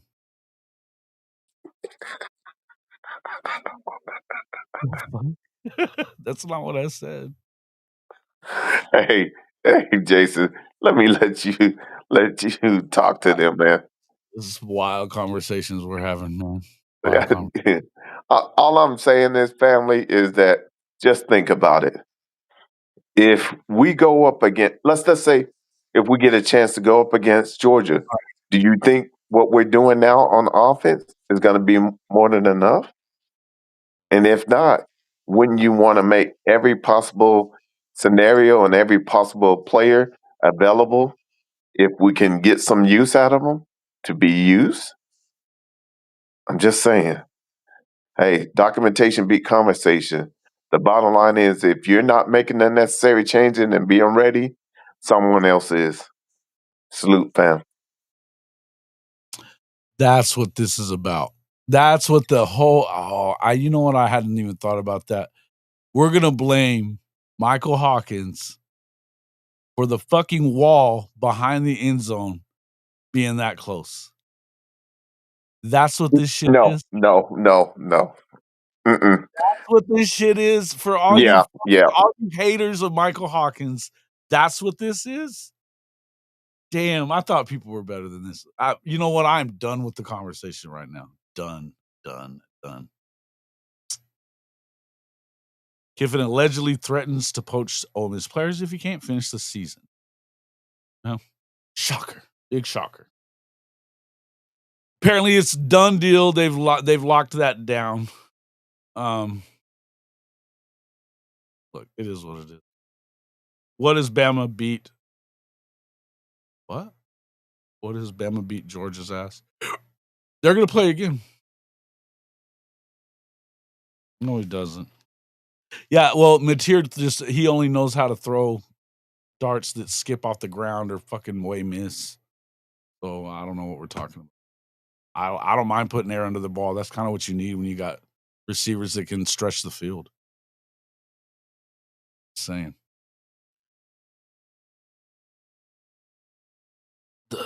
He did the sidearm stuff, Kyle. Do you see Mateer ever throw it like this? It's always like this.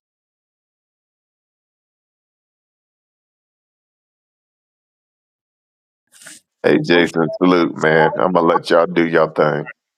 All right. TP, I'm about to kick your ass out of here. I'm getting sick of it. Kick him out. Get him, Bishop. Damn it. See you, Bishop. Thank you for coming in. Who's next? Come on. Crazy win tonight. Yeah, man, I was there. It was wild. It did erupt. Whenever they hit that touchdown pass. Fine. It put them ahead for good. Woo! Man, you just got home? Damn, it's late for you, bro. 2 in the morning? You want to pop in? They both have the same problems. He may have picked it up a little bit. They don't have the same problems, man. You didn't see him doing that at all last year. He did it. I saw it in one. I saw him do it a couple times in the Kent State game. He doesn't have the happy feet that we've seen from Mateer. And you know what? We haven't seen hardly anything from him. We haven't. Get on my nerves, TP. You really are. Really are. It's worse than the all caps bullshit.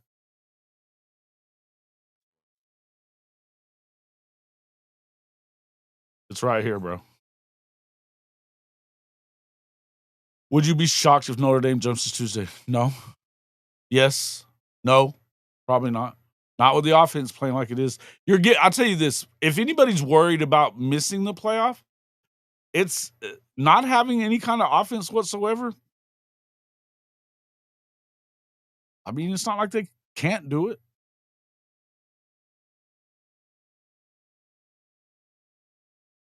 Look, I don't know. I'm at this point. At this point, man, it just look. They're not going to change to Hawkins. That's clear. They're not going to. They're not going to. Can we talk about something else? While I give Coach Ricks just a second, check out this. I'm going to hit the head again. Hey, Jason Watkins here with Hall of Fame College Football. And if you are ready to back your favorite team, the Sooners, and fade that Texas hype train every Saturday this fall, there's only one place to do it, MyBookie. Right now, you can double your first deposit up to $1,000 when you sign up at hofmedia.us/mybookie1000. That's hofmedia.us/mybookie1000. Yep, 100% deposit bonus, and it takes less than 5 minutes to get started. Whether you're betting college football, rolling the dice in the online casino, or dropping a 10-leg parlay on SEC Chaos, MyBookie has everything you need. Bet anytime, anywhere, on the go, at the tailgate, or yelling at the refs from your couch. Just don't talk trash. Put your money where your mouth is. Hit that link, hofmedia.us/mybookie1000, and get your deposit bonus today. Bet anything, anytime, anywhere with MyBookie and Hall of Fame College Football.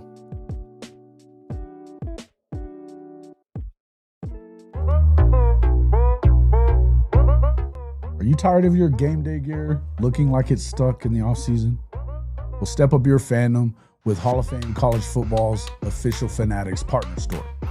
Whether you're a diehard Oklahoma Sooners fan like myself, bleeding crimson and cream, or you rep another one of the SEC's heavy hitters, Fanatics has you covered. Shop thousands of officially licensed hats, jerseys, sideline polos, and exclusive championship merch from the entire Power 4 and Group of 6 too, all shipped directly to your doorstep and fast. Want to gear up like your favorite coaches and players? Are you looking for that perfect tailgate tee or a statement piece for your man cave? Fanatics is your one-stop shop for authentic college football gear from everybody that plays the game. So do yourself and your team a favor. Click our link in the description or simply log on to hofmedia.us/fanatics. That's hofmedia.us/fanatics. And you can shop everything that you want for the best prices of the day right on our Fanatics partner page.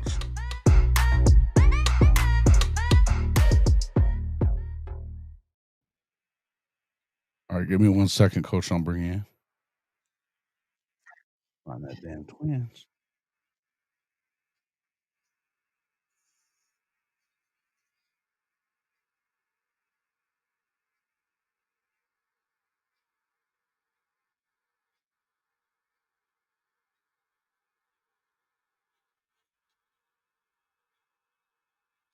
Welcome to the show, our guy, Coach Ricks. What up, man? You been doing business? What kind of business you been running?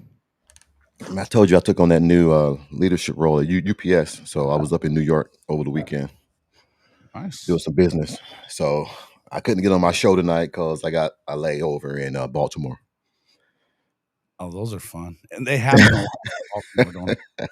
Of all days, I'm watching the football game at the airport, man, and I'm yelling and screaming, going crazy. So, where do we start? Yeah. Well, everybody's been on. I mean, obviously, the easy where to go is that our quarterback didn't look good again, and it was. I mean, you got 3 turnovers now. Now we got to really start talking. But here's the deal: it is going to be what it is at this point, and I think it's pretty clear that they're not going to play Michael Hawkins, and I think his family made it clear that they're not very happy about it at this point. They've been backing him up for a long time, and now they were throwing darts tonight. Apparently, I guess they erased the tweets, but they were out there. It's unfortunate, man, because Mateer rushed so many balls tonight, man, when you didn't have to. The ball where he threw in the flat to Giovanni, he could have kept running. Better, by the way. Could have just kept running, man. I mean, it's I know that you don't trust the line, but They're better though. The line's been yes, great. Hey.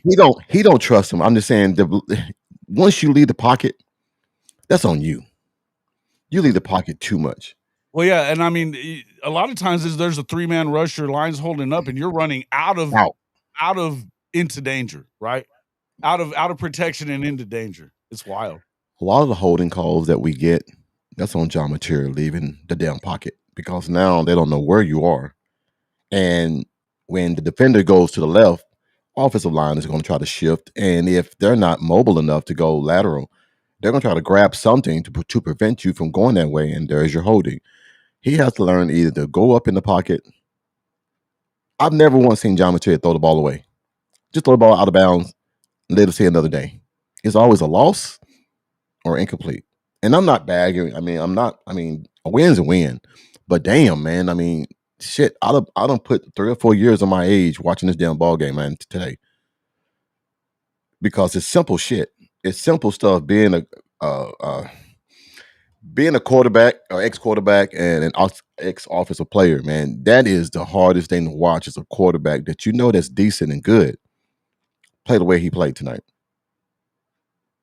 That's, I mean, just the way it is. So we got a long way to go, man, if we're going to try to make a run in the CFP because I don't see us. I mean, the defense can only do so much. I mean, I know Notre Dame might be our first draw. They are a running team, but they're more of a play action team as well. So we got to be very disciplined when it comes to that. But I think we might have a chance if we can just take the outs, take the outside. I mean, that last drive that we had to go score, that should have been done all damn game. They were giving it to you the whole damn game. They were giving it to you the whole damn game. Out in the flats. How many times did we run up between the damn tackles? I mean, inside the damn guards trying to move the damn ball. You cannot do that in the SEC pretty much. Run between the guards. Tackles, yes. But just my thought. I mean, there's lots of things there's lots of stuff, but I think it's clear that they're not going to make a change at this point. No, it's too late. And I don't know that it's too late, but I don't think it's ever too late if you're in a situation where you're about to lose a game. I think you should be willing to do whatever you got to do. I've made this exact comparison, or I've said it like this a few times. Shoot your fucking gun empty, man. Oh yeah, empty that clip. Don't leave mags in your fucking pocket or bullets in your mags. Don't do it. Fire away. And every other position on the football team is best man plays, man. Yeah.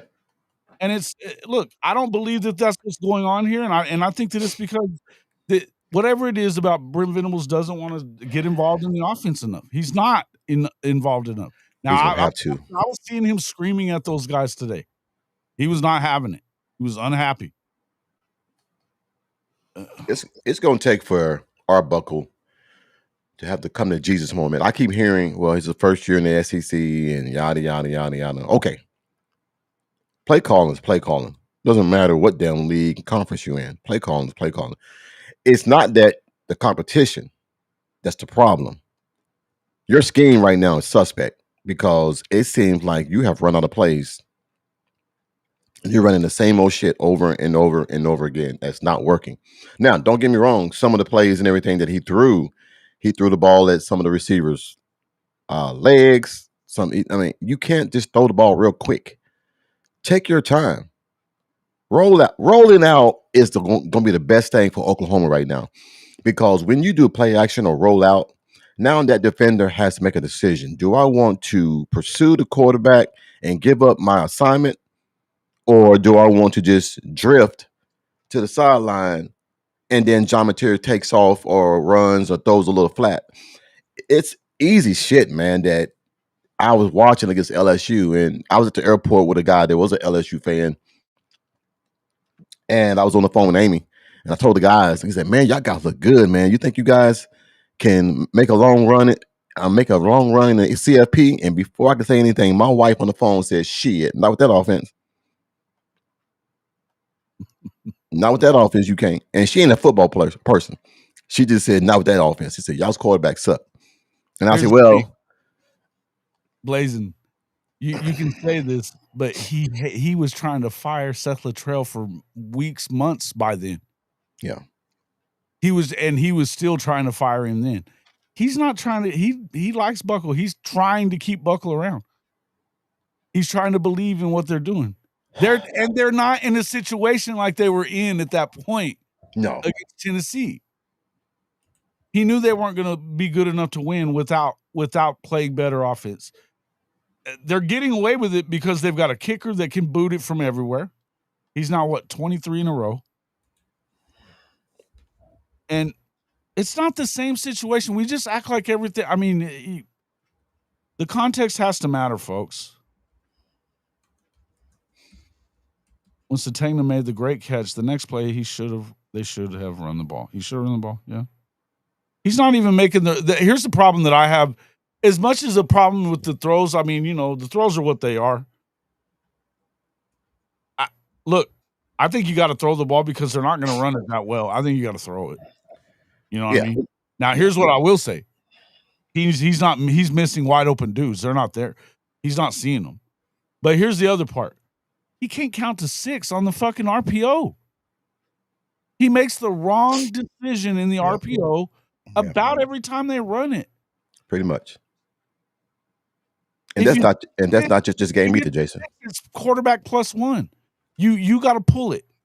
If it's 5 and below, you hand it off or you throw it.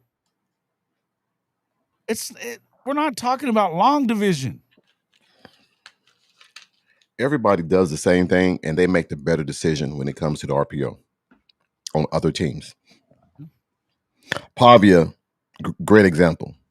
You can run the ball when the defense is giving you a light box, of course. Yeah. Of course. So if they got 6 in the box, you might be able to get it off too. That's the thing. He's not doing the right thing against it. He's always choosing the wrong thing. Like the Jaden Ott when he was in, brother, I'll tell you, when Jaden Ott was in, that dude would have probably been still running had he handed the ball off there. I'm going to bring in, I believe, this is Justin Johnson, which I believe is NIL, the chief, our guy. It's the NIL commish. Real quick, let me get him in here. That is our guy. What's up, commish? How you doing, man?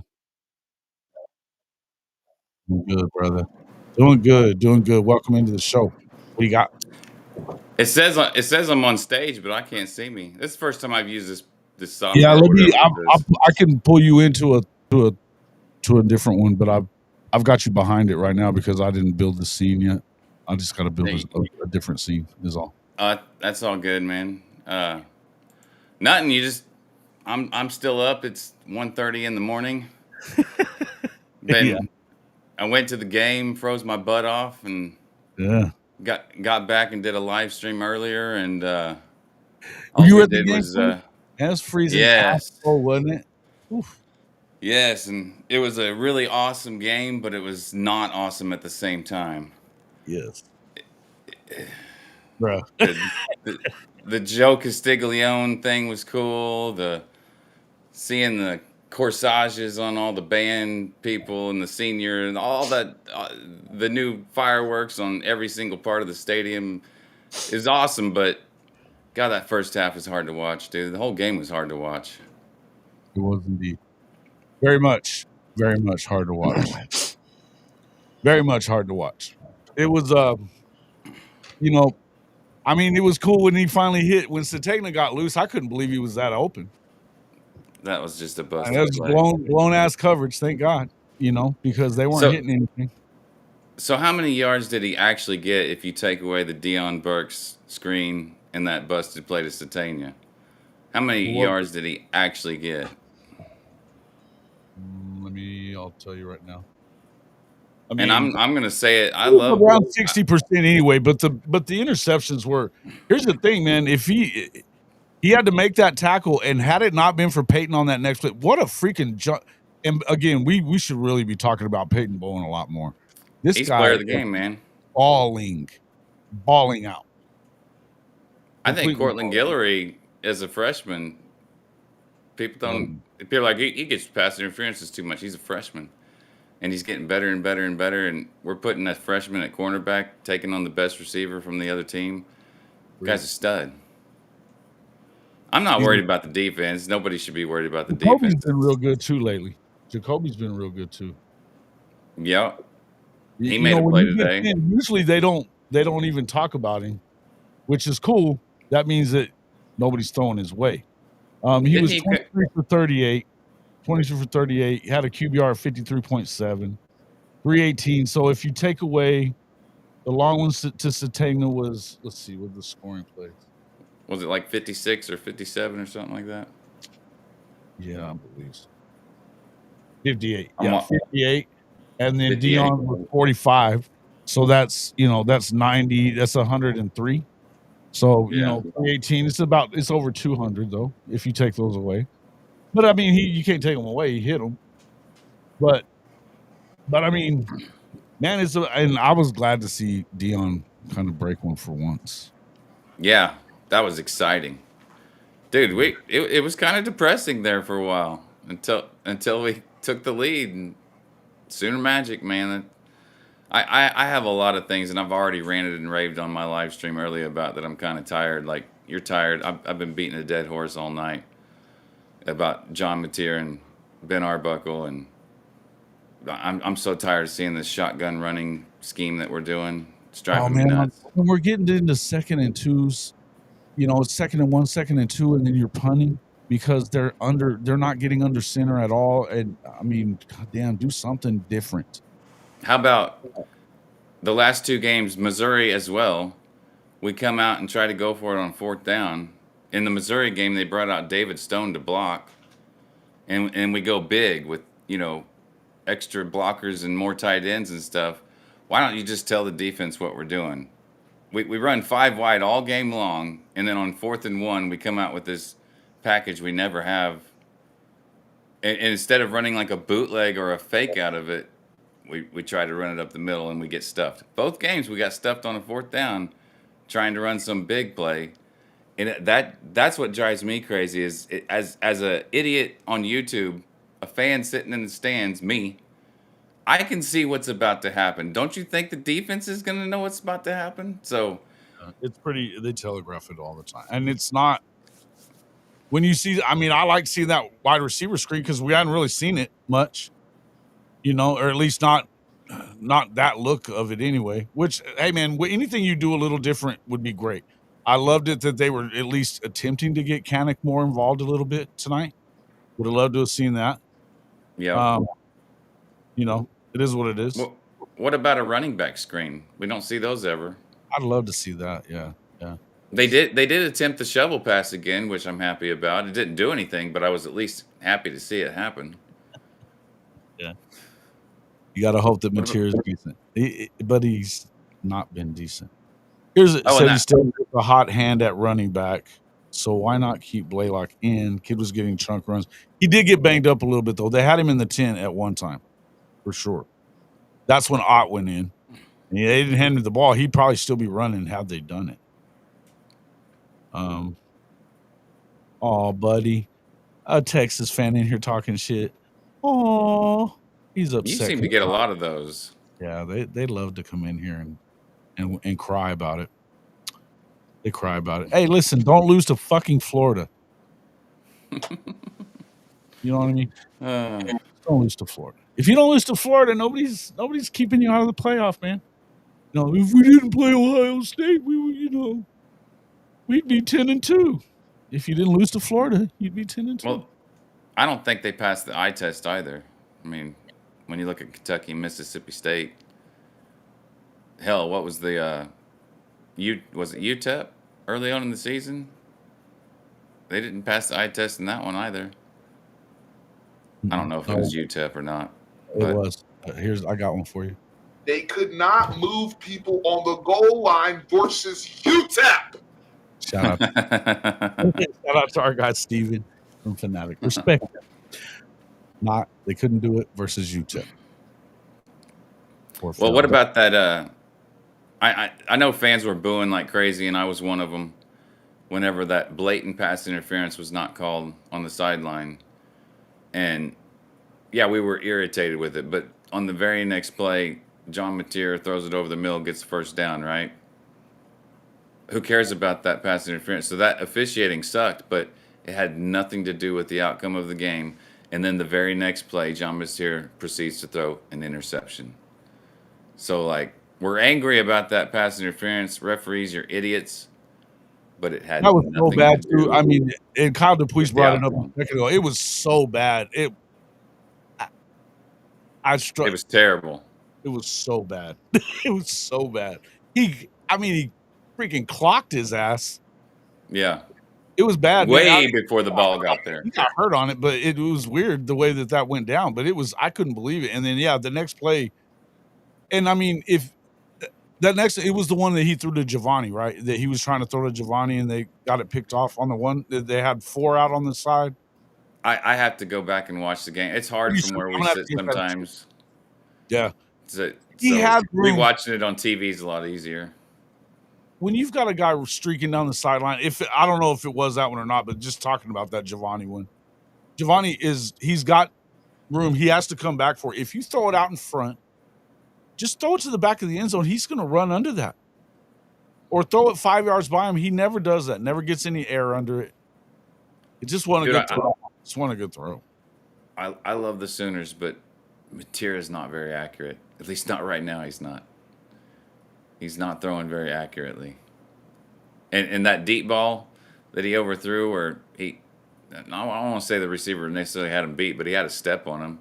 You throw a good ball there, it should be a catch. He's throwing lasers, dude. I'm tired of not seeing air under the ball. I know I'm bitching about John Mateer, but it's driving me crazy. D-Mac was saying the same thing. He's throwing seeds. He kept saying he's throwing seeds when he needs to, throw pillows. Yeah, just lay it up there. Throw Nerf balls and stuff. Exactly. You know what I mean? And you don't have any changing speeds or any of that kind of stuff. It's just wild but I think the main thing that everybody I just want to see competition for the job. And I don't know that I believe that you're getting that ever, because I mean, I said it earlier and I was definitely being petty. I've seen, and I like Bo Bentley. I think he's pretty good. But if everybody's excited about Bo Bentley because he's Mateer, he's another Mateer. Oh fuck! Hey, where'd Coach Ricks go, man? I didn't mean to steal his thunder here. No. He said he said something went out. Something broke. All of a sudden, he said he's got to go get a new router tomorrow. Something blew up. Gotcha. But I've only got one light. One of my lights was smoke, or it popped the other night, and a bunch of smoke went all through my room. It was crazy.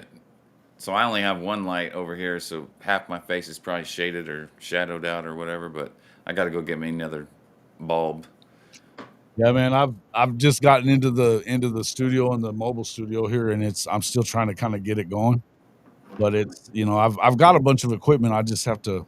I'm still kind of making the desk right and doing some different stuff, and I'm about to do a different background, a router. Yeah, I'd like to network with you a little bit more and kind of pick your brain on how you do things and vice versa, because there's some stuff you've made that I'm like, well, how did you do that? And also, this is a lot better than StreamYard, in my opinion. EVMux is great, man. And it's cheaper than StreamYard by a lot, by the way. Well, I use OBS, which is free. It is, but man, I was using OBS for a while. Yeah. There's a lot to it, man. There's a lot. Now, this one isn't like StreamYard, but there's a lot to it, but you can do a lot. You can do way more than StreamYard or this. And I'm not talking down on this at all. We had producers that could do all that shit, and then you don't care what you're using, right? Well, I worked on it like, I don't know. I'm kind of like, I'm a musician / somewhat, I don't want to say artistic, but I'm a woodworker as well. So when I got into OBS, it was like you can be creative, and I sat there and made all kinds of scenes and backgrounds and different things and figured it out. And it took a long time. Like you said, it's pretty in depth, but the only problem with it is you have to have a beast of a computer. You do the gaming stuff. And that's what OBS is for, is gaming, right? That's what it was originally built for. It's what it, yes, originally it was built for that, but now a lot of people are using it just to be YouTubers. It's like the #1 YouTube software for, I don't want to say people that are heavily into YouTube, but sure, if you want a free software and you want to be able to do it your own way, I can put where you can anything anywhere I want. Yes, I can do it however I want. It is a lot of work, but once you start figuring it out, like I said, if you're creative, it's a lot of fun. But like I said, I'm not talking down on StreamYard people or anything like that. That's easy, point and click, get it done. If you're just there to talk and give information, might as well go that direction. It's so expensive though, and their video is still grainy and crappy. And that's the StreamYard. Yeah, and it's gotten. I mean, I know that whenever I finally went away from them and went to EVMux, I paid $40, I think, for this one. It was $70 to have any of the bells and whistles on StreamYard. Now I think it's gone down some because people are not trying to do that. But they had charged me a bunch, and I had to get my money back, and I just moved away from it. But Jay and them from Unfair Sports were already on EVMux, and he told me about it, and I'd been on with him. And the video is always so much better. So I love it. And you can pre-build your scenes and do all that kind of stuff and just kind of do some different stuff. But yeah, anytime you want to talk about it, we can check it out. I'll show you anything. Yeah, I remember asking you about it. The game on that kickoff. Because if he doesn't slow him down, that player takes it to the house. No, he definitely did. I mean, Tay Sandell is our he might be the MVP of the season, man. My goodness, he's a beast, man. And I'm tired of people talking about his shorty shorts. Look at the guy named Sapp on Florida Gators. Have you ever seen that defensive end on Florida Gators? Yeah, and he's holding a lot more in. Yeah. Dude. Yeah. Hey, picks on tape. If he goes out there naked, if he keeps on banging them through the damn uprights. Pause. Oh, we were watching him at halftime practice, and he went and kicked a 60-yarder. He was kicking it from the 50. Yeah, he did have the wind with him. I wish they would have done giving him that opportunity. They had one that they could have. Yeah, the one they went for it on 4th and 1 and didn't get it. Yeah, because on these 4th and 1s, why are you in the shotgun? Not even the pistol, the shotgun. Don't like that, and they brought in a big package. Like extra blockers, one wide receiver out wide. I don't know. I don't know the X's and O's like these coaches do, but just as a fan sitting in the stands, I do know that they're not very creative. I can say that. Yeah, I don't know that I mean, to some extent, I feel like Arbuckle's. I don't love that. I think if you're not willing to get under center, then you're not multiple enough for me. I want to see you get under center, at the very least get into the pistol. But I think you can get running downhill, and on 4th and 1, I mean, the quarterback sneaky, you walk up and get behind this damn center and get the ball and just nudge it over. I mean, that's the easiest play in football. It's why it's worked for 100 years. I agree. I mean, you get under center, you don't just have to hand it off. You got the bootleg too, and Mateer could run that just fine. But anyway, no, dude, sorry we sat there and talked about technical stuff, but let's get back to football. Appreciate you having me on, dude. Yeah, no worries, man. Been doing this for about 1 year and 3 months now. Year and 3 months now. That's all. That's not bad. That's pretty good. I'm in my 3rd year now. So it's a learning curve. But I think the main thing is just being staying to where you're consistent. Yeah. Put out the content. Well, I was doing like some stupid gaggy stuff where I'd put on a wig and a mustache and do like That was Stupid funny hilarious, stuff. bro. You like the Chuck mustache? I did. It was great. Yeah. Good stuff. And the Well, music and stuff. I mean, no, dude, I like your show. I do. I think it's good. appreciate it, man.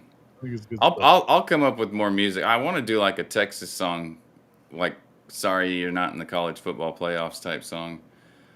But No. I'd really like to come up with like a musical video for it, not just have a song. And that stuff's hard, like creating a video. That 1 minute Homer Phenol commercial that I made, which is basically a drug for crazy psycho fans. It's a 1 minute commercial, and it took me probably 16 hours to make. That's the hard part. That's why I mostly stick to streams, because you don't have to mess with it. Now you should be doing more. I should be doing a hell of a lot more shorts and things like that with it than I do. agree. And the main thing is just to. That's the hard part, though. It's if you don't have time, it takes hours and hours to like get good. Now you can use, like I use well, I'll get into some of this, but I use a certain one, and it's pretty easy to use. It's not tough, but I don't get as in depth with a lot of them. Now, some of the videos, if I'm doing like a real featurey thing or whatever, like I did with some of the recruiting stuff for a couple of years ago, that one was a long project, and those work well. But it's tough, man, and you have to justify the amount of views that you get for the amount of time that you spend on it too. That's what I was gonna say. You said it right there. Spend a bunch of times, and then you see Right. 116 views, and you're like, it's not tough. worth it.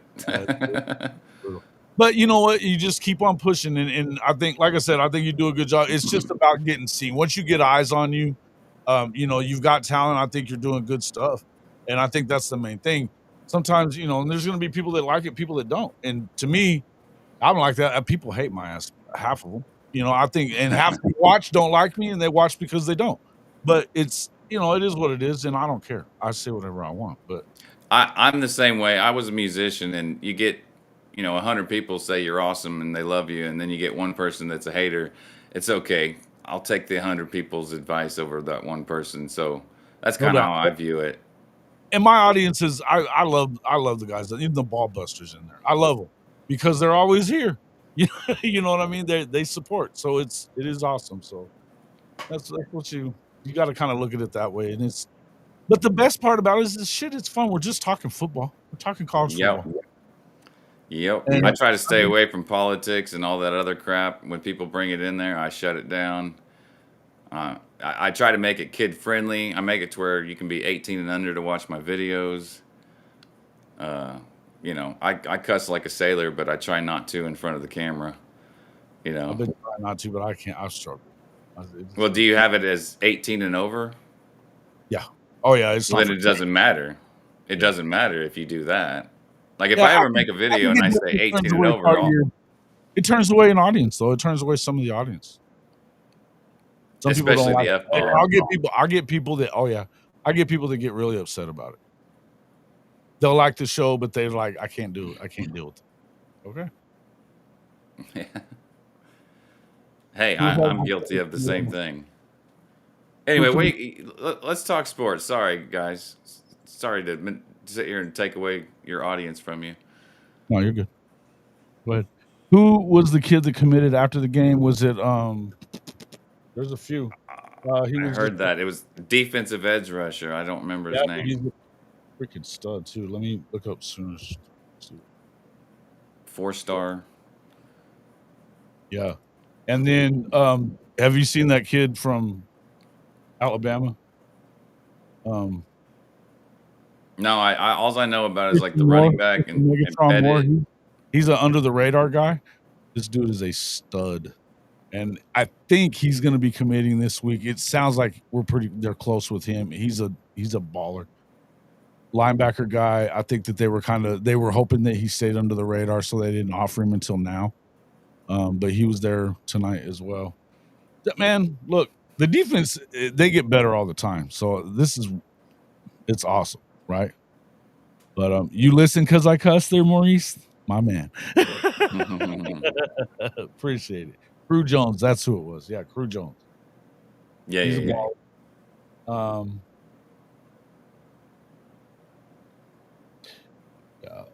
Boy, Twitter is it's rough tonight. He said Hawkins' family was got a little wild. Is your chat talking about like Ben Arbuckle a lot and John Mateer as far as they look good at Washington State, now they're playing against SEC and maybe they're not what we thought they were. Yeah, I think. Yeah, well, my deal. Here's what I think. I think that Mateer was pretty good early. He was still missing shots. He was still getting some turnovers. You can deal with that if you're getting the touchdowns to go with it, but he's not running like that anymore. He's gotten hurt. Obviously, he's hurt. My biggest issue was the Texas game. He shouldn't have played against Texas. He shouldn't have played against South Carolina. Even if you lose the Texas game, you lost it anyway. Who gives a shit? But if you give him 2 more weeks to get healthy, maybe we're not in this situation where he's afraid. There's something he's not willing to stay in the pocket, clean pockets even, which he's running out of situations where he's got protection into bad situations. He's not the same quarterback, man. And I agree with you. The Texas game, as soon as I saw him wiping blood on his pants, that I was like, all right, I obviously don't know what's going on. We're on the outside looking in, but what the heck? He's bleeding, dude. That's got to be stitches, right? He's broken the stitches or something. I don't know, but he's bleeding. Get him off the field. Yes, it's you find the Christian Megatron Moore is is that other guy, man. He's a baller, man. Stud. Hey, I don't know what are we 14th now in the 26 rankings? It keeps going up. It definitely keeps going up. They're getting better. And 27, they're number 1 by a lot. Because I thought they went down to number 2, but number 1, number 2, whatever. Well, they were number 1 by a lot, but I don't keep up with it as much as a lot of people do. I know some of these guys, the guys that I know and stuff, but they're definitely flipping guys. And there's a guy from Texas that was a big time defensive line prospect. He may be flipping to Oklahoma. He left. He definitely decommitted from Texas, like I think 2 weeks ago. But we'll see. Nice. Oh, Texas. Oh, Texas. Dude, I don't ever like chat or do anything on the message boards on Facebook, but I definitely read them, and I get a kick out of it. I love it. It's somebody will come in there and spit some facts from an OU fan or something, and then the only thing they react with is 26-3. Well, have fun in the Gator Bowl. the Cheez-It Bowl. Yeah. Manny Cannell was talking some shit tonight already. Does anyone really want to watch Oklahoma's offense in the playoff? The defense is great, but that offense is mid-level Mac bad. That's what Saban did every year. Yeah, except they ran the football more. Yeah, and they ran it well. That's true. They ran it very well. And Alabama can't run the ball all of a sudden this year. You would think Alabama would be able to run the ball. Kalen DeBoer, what are you doing, man? And, okay, let's go with that. Is SEC getting 5 teams in?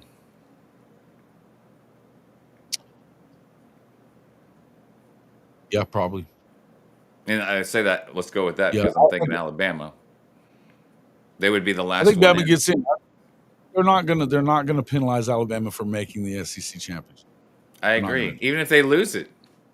Now, okay, that's something I argued for like 15 minutes. They may do that shit in the Big 12, and they may do that shit in the ACC. They are not going to do that in the SEC or the Big 10. It's not happening. So, is Duke going to the ACC championship, or is the ACC committee going to get together and be like, nah, let's put Miami in there and screw Duke?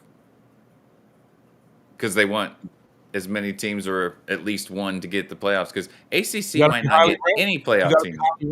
It's the highest rated 5 conference champions, no matter where they come from. It's the highest 5. Those are the auto bids. So if you're a conference champion and you're Duke and you've got 4 or 5 losses, there's no way they're getting them.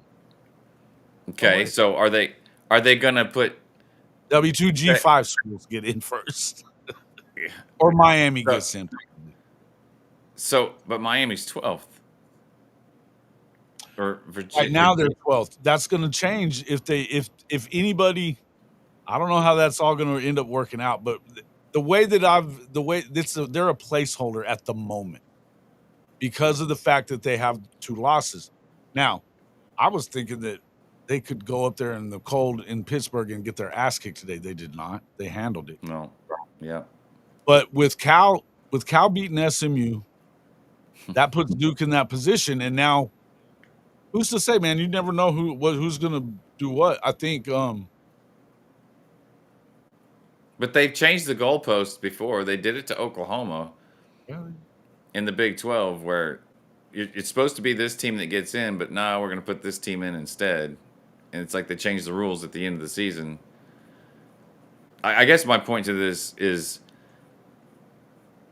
you got Miami and Virginia having a chance of making the playoff. Is there a chance that neither get in the playoffs? I'm wrapping my brain around this. Like Texas Tech and BYU might get in both. Okay, let me ask you this, because I'm really getting irritated with this conversation.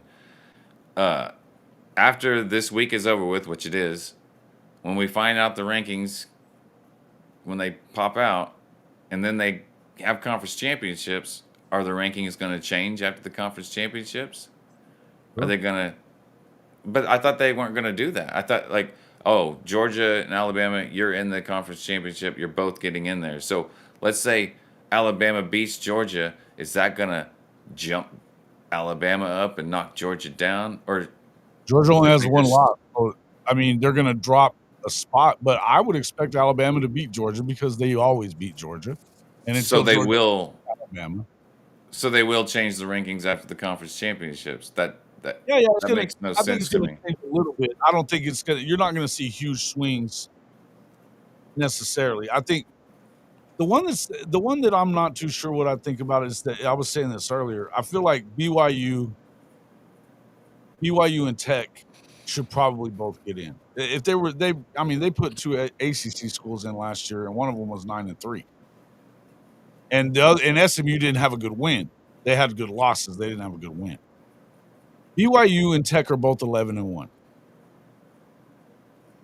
Now their strength of schedule isn't great, so I think that could keep them out of it. What's up, B Sharp? What up, Crow? I think it's all messed up, man. Yeah, it is. Well, here I would caution what the Texas fans are saying. Oh, well, if you punish us for playing, why will we ever schedule Ohio State again? Why will anybody? Well, that's not because you're only telling half the fucking story. You lost to Florida. Yeah. You lost and you got really mollywopped by Georgia. Right. Drug by Georgia. And then Yeah. you should have lost to Kentucky, and you should have lost to Mississippi State. You got away with those in overtime. You should have rolled over them. No way. I mean, good for you. You beat A&M. And I'm looking at A&M's schedule now, and I'm like, aside from Notre Dame, big fucking deal. Yeah, it's not very good. In fact, I think their opponent's win percentage is under 500%. They played 4 different teams in the SEC alone that have interim coaches. Yeah, A&M has the worst win percentage out of the top 15 teams. Their opponent's win percentage, which is 491. Oklahoma has the number 1 opponent win percentage out of the top 15 at 627, like right. 63%. So, and they have the 5th ranked schedule. Alabama has the 9th strength of schedule. Sorry. Oklahoma's 3-2 versus the current top 25. Alabama's 3-1 versus the current top 25. Vanderbilt's 0-2. So that whole Vanderbilt might be able to get in. No, they shouldn't. I wish they could because they only have 2 losses, but they have the worst resume out of those other SEC schools. I don't know, man. I just think we're not really arguing the top 8 teams, but when you get to Notre Dame, Alabama, BYU, Miami,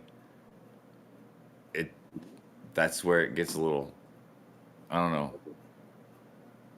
I just want them to go. I guess what I'm trying to get to is my thing is let's go to 16 teams or 8. No conference championships, no buys. Just They're number never one gonna plays do it. 16. It's not even about the best teams. It's not. It's so it isn't. It's about money, money, and more money. Well, James Madison's not going to get you any money. I'm just saying. Well, that's the one place that their fairness. I mean, look, I've been saying this for a long time. Fair is where you judge pigs. I don't give a fuck about fair, and neither do they, by the way. Aside from that G5 deal, and the G5 is not going to break off because they don't want to.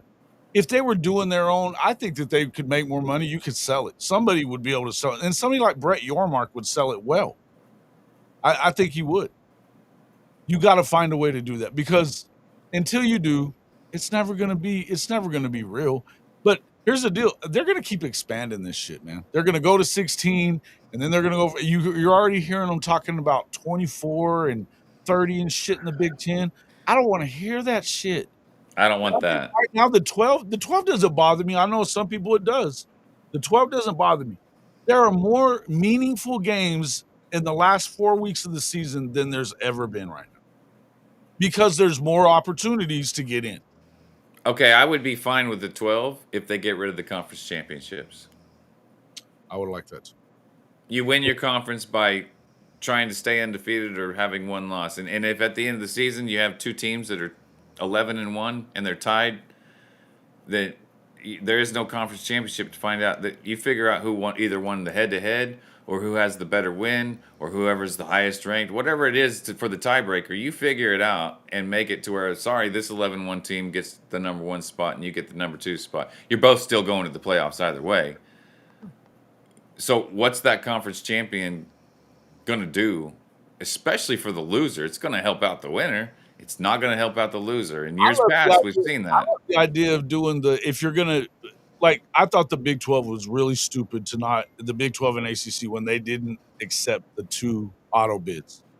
Get 2 every year. They both do, and then you get 4 apiece for the SEC and the Big 10. If they'd have done that, then you could have played those playing games instead of the conference championship. You could have 2 playing 5 and 3 playing 4 for 2 spots, in the SEC, and then you wouldn't have to play a conference championship in the Big 12. You would have the top 2 are getting in, or you could have 2 games instead for the top 4, and whoever wins those games gets in. I like what you just said there. I haven't even thought about that. Instead of doing the best 2 teams as a conference champion, pick the teams that are just sitting on the outside as a play-in. I like that a lot. Kind of like the Major League Baseball postseason. It's like, well, these teams that aren't they're tied for 4th or whatever. Let's let them play to see who gets that 4th spot, not who is going to win the championship of their conference. I like that. I never even thought about that. That's a good idea. Usually you can. I mean, you already, even in the Big 12, where could BYU beat Tech? Probably. Will they? Probably not. But I don't care if they're both 11-1. They've done what nobody else has done in a while, which is when you start looking at, if you start looking at the Big 12, they've been cannibalizing themselves, right? Particularly last year they did, and even before that we were doing this. We were doing it the last year that OU was in it. A lot of cannibalization. There's a lot of parity there.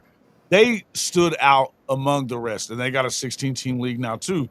I think it was huge for that, and one of them's probably going to get left out, and they probably shouldn't. 2 a.m. bong rips and Sooner talk. What up, Smoke 420 tires, barbecue, and guns? My guy. Good to see you, man. I love it. Notre Dame will be in the conference by 2027. They will not. They will not. That's not going to happen. They got paid too arrogant. They got paid way too much money, bro. And the coach that comes on with me, he'll tell you all this. They don't. The Big Ten, they were trying to get in the Big Ten back in the 60s, all that anti-Catholic stuff. They stick with it, and they don't need. They're the one program in the country that doesn't have to. They can fill their schedule. They're making as much money with their own television deal with NBC as the SEC, the Big Ten, they don't have to do it. They don't have to And do it. they also get to be on national television. That's right. They're not like a regional thing. They get NBC all to themselves. Yeah. They're different from any other college. They are. They're the one. They're truly independent because they can be. And until you make it to where they can't be in the playoff, which they're never going to do that because they want them in the playoff. That's why they include them in the rules and all that other shit. They just the writing on the wall says otherwise, Crow. I'm sorry, buddy, but you're not right. They're just not. Look, they continue to bend over backwards for Notre Dame because you got the Money. SEC and the Big Ten making decisions plus Notre Dame's AD.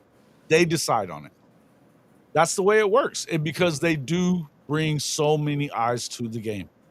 Their brand is probably the biggest in college football. There's a few that are right up there, but it's probably Notre Dame. Just go look at the numbers. They watch them. So if they can put them in, they're going to put them in. People are bitching about Miami not getting in over them when they beat them. Guess what? Again, they want Notre Dame in. Yep. Don't lose to SMU. Or who'd they lose to? What was Notre Dame's worst loss? You don't lose to Louisville. Yeah, Louisville. And Louisville. Don't lose to Louisville. Don't lose to them. And SMU too. SMU already had 3 losses when they beat them. No, you're not, brother. I hate to tell you, but you're not. I mean, there's nothing pointing to that other than people bitch about it a lot. But it's just fans bitching about it. Like, I get it. I understand why people are upset. I understand. I'm just letting you know that they don't care. The networks don't care, and they're making the rules. College football is run by ESPN and Fox and the money, and they bring money to the table. And if you put them in a conference, that means they go to the playoff less.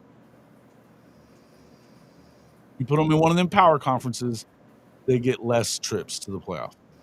Unless you stick them in the Big Ten where they don't ever play each other. Only 49 likes? Okay, well, we've been going a while. It's time to go anyway. Yeah, dude. I appreciate you having me on. It's 2:05 a.m. Yeah, dude. I'm getting sleepy too. Appreciate everybody coming in. Commish, we'll get together this next week or so, man. I think I'm working on trying to get out to the SEC championship game, even though Oklahoma's not in it. I'd like to be around it and just kind of trying to work on some stuff to get bigger. So may go out there and hang out with some of those Bama dudes and watch that game. Right on. All right, man. Well, thanks for having me on, dude. Hey, man. Anytime. Welcome in anytime, man. You work during the daytime? You got a day job or what? Yeah, but I get off I work way, way early in the morning, and I get off really, really early. So Cool. typically Well, that's the when morning I'm. show, if you want to pop in, anytime. Yeah, we'll do. What time? Monday, Wednesday, Friday. I go on at 9:30 Central. Okay, Usually for a couple that's hours. pretty. I might try. We'll see. I'll definitely pop in and hit you up in the chat. See what's going on. Cool. Sounds good, brother. Appreciate you coming in. Right on, dude. Boomer. Sooner. All right, fellas, folks. Appreciate everybody coming in, spending some time with us tonight. Make sure you get over and check out NIL Commish, his show. He does some cool stuff. I like his show a lot. He's gonna get bigger. Who is the OU fan? NIL Commish. Go check him out. His name is Justin Johnson. In fact, let me find his. I'll stick it in there real quick. Let me find his show's pretty good, man. Find his address.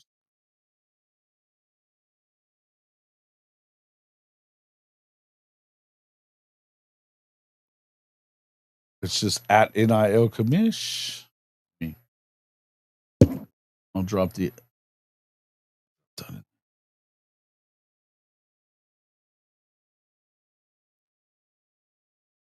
it. There you go. You guys can find him.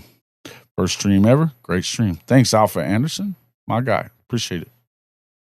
When they didn't let Hawkins start against Texas, should have told every student friend wasn't going to get a chance to shoot. That's simple. True. You're not wrong. Not wrong.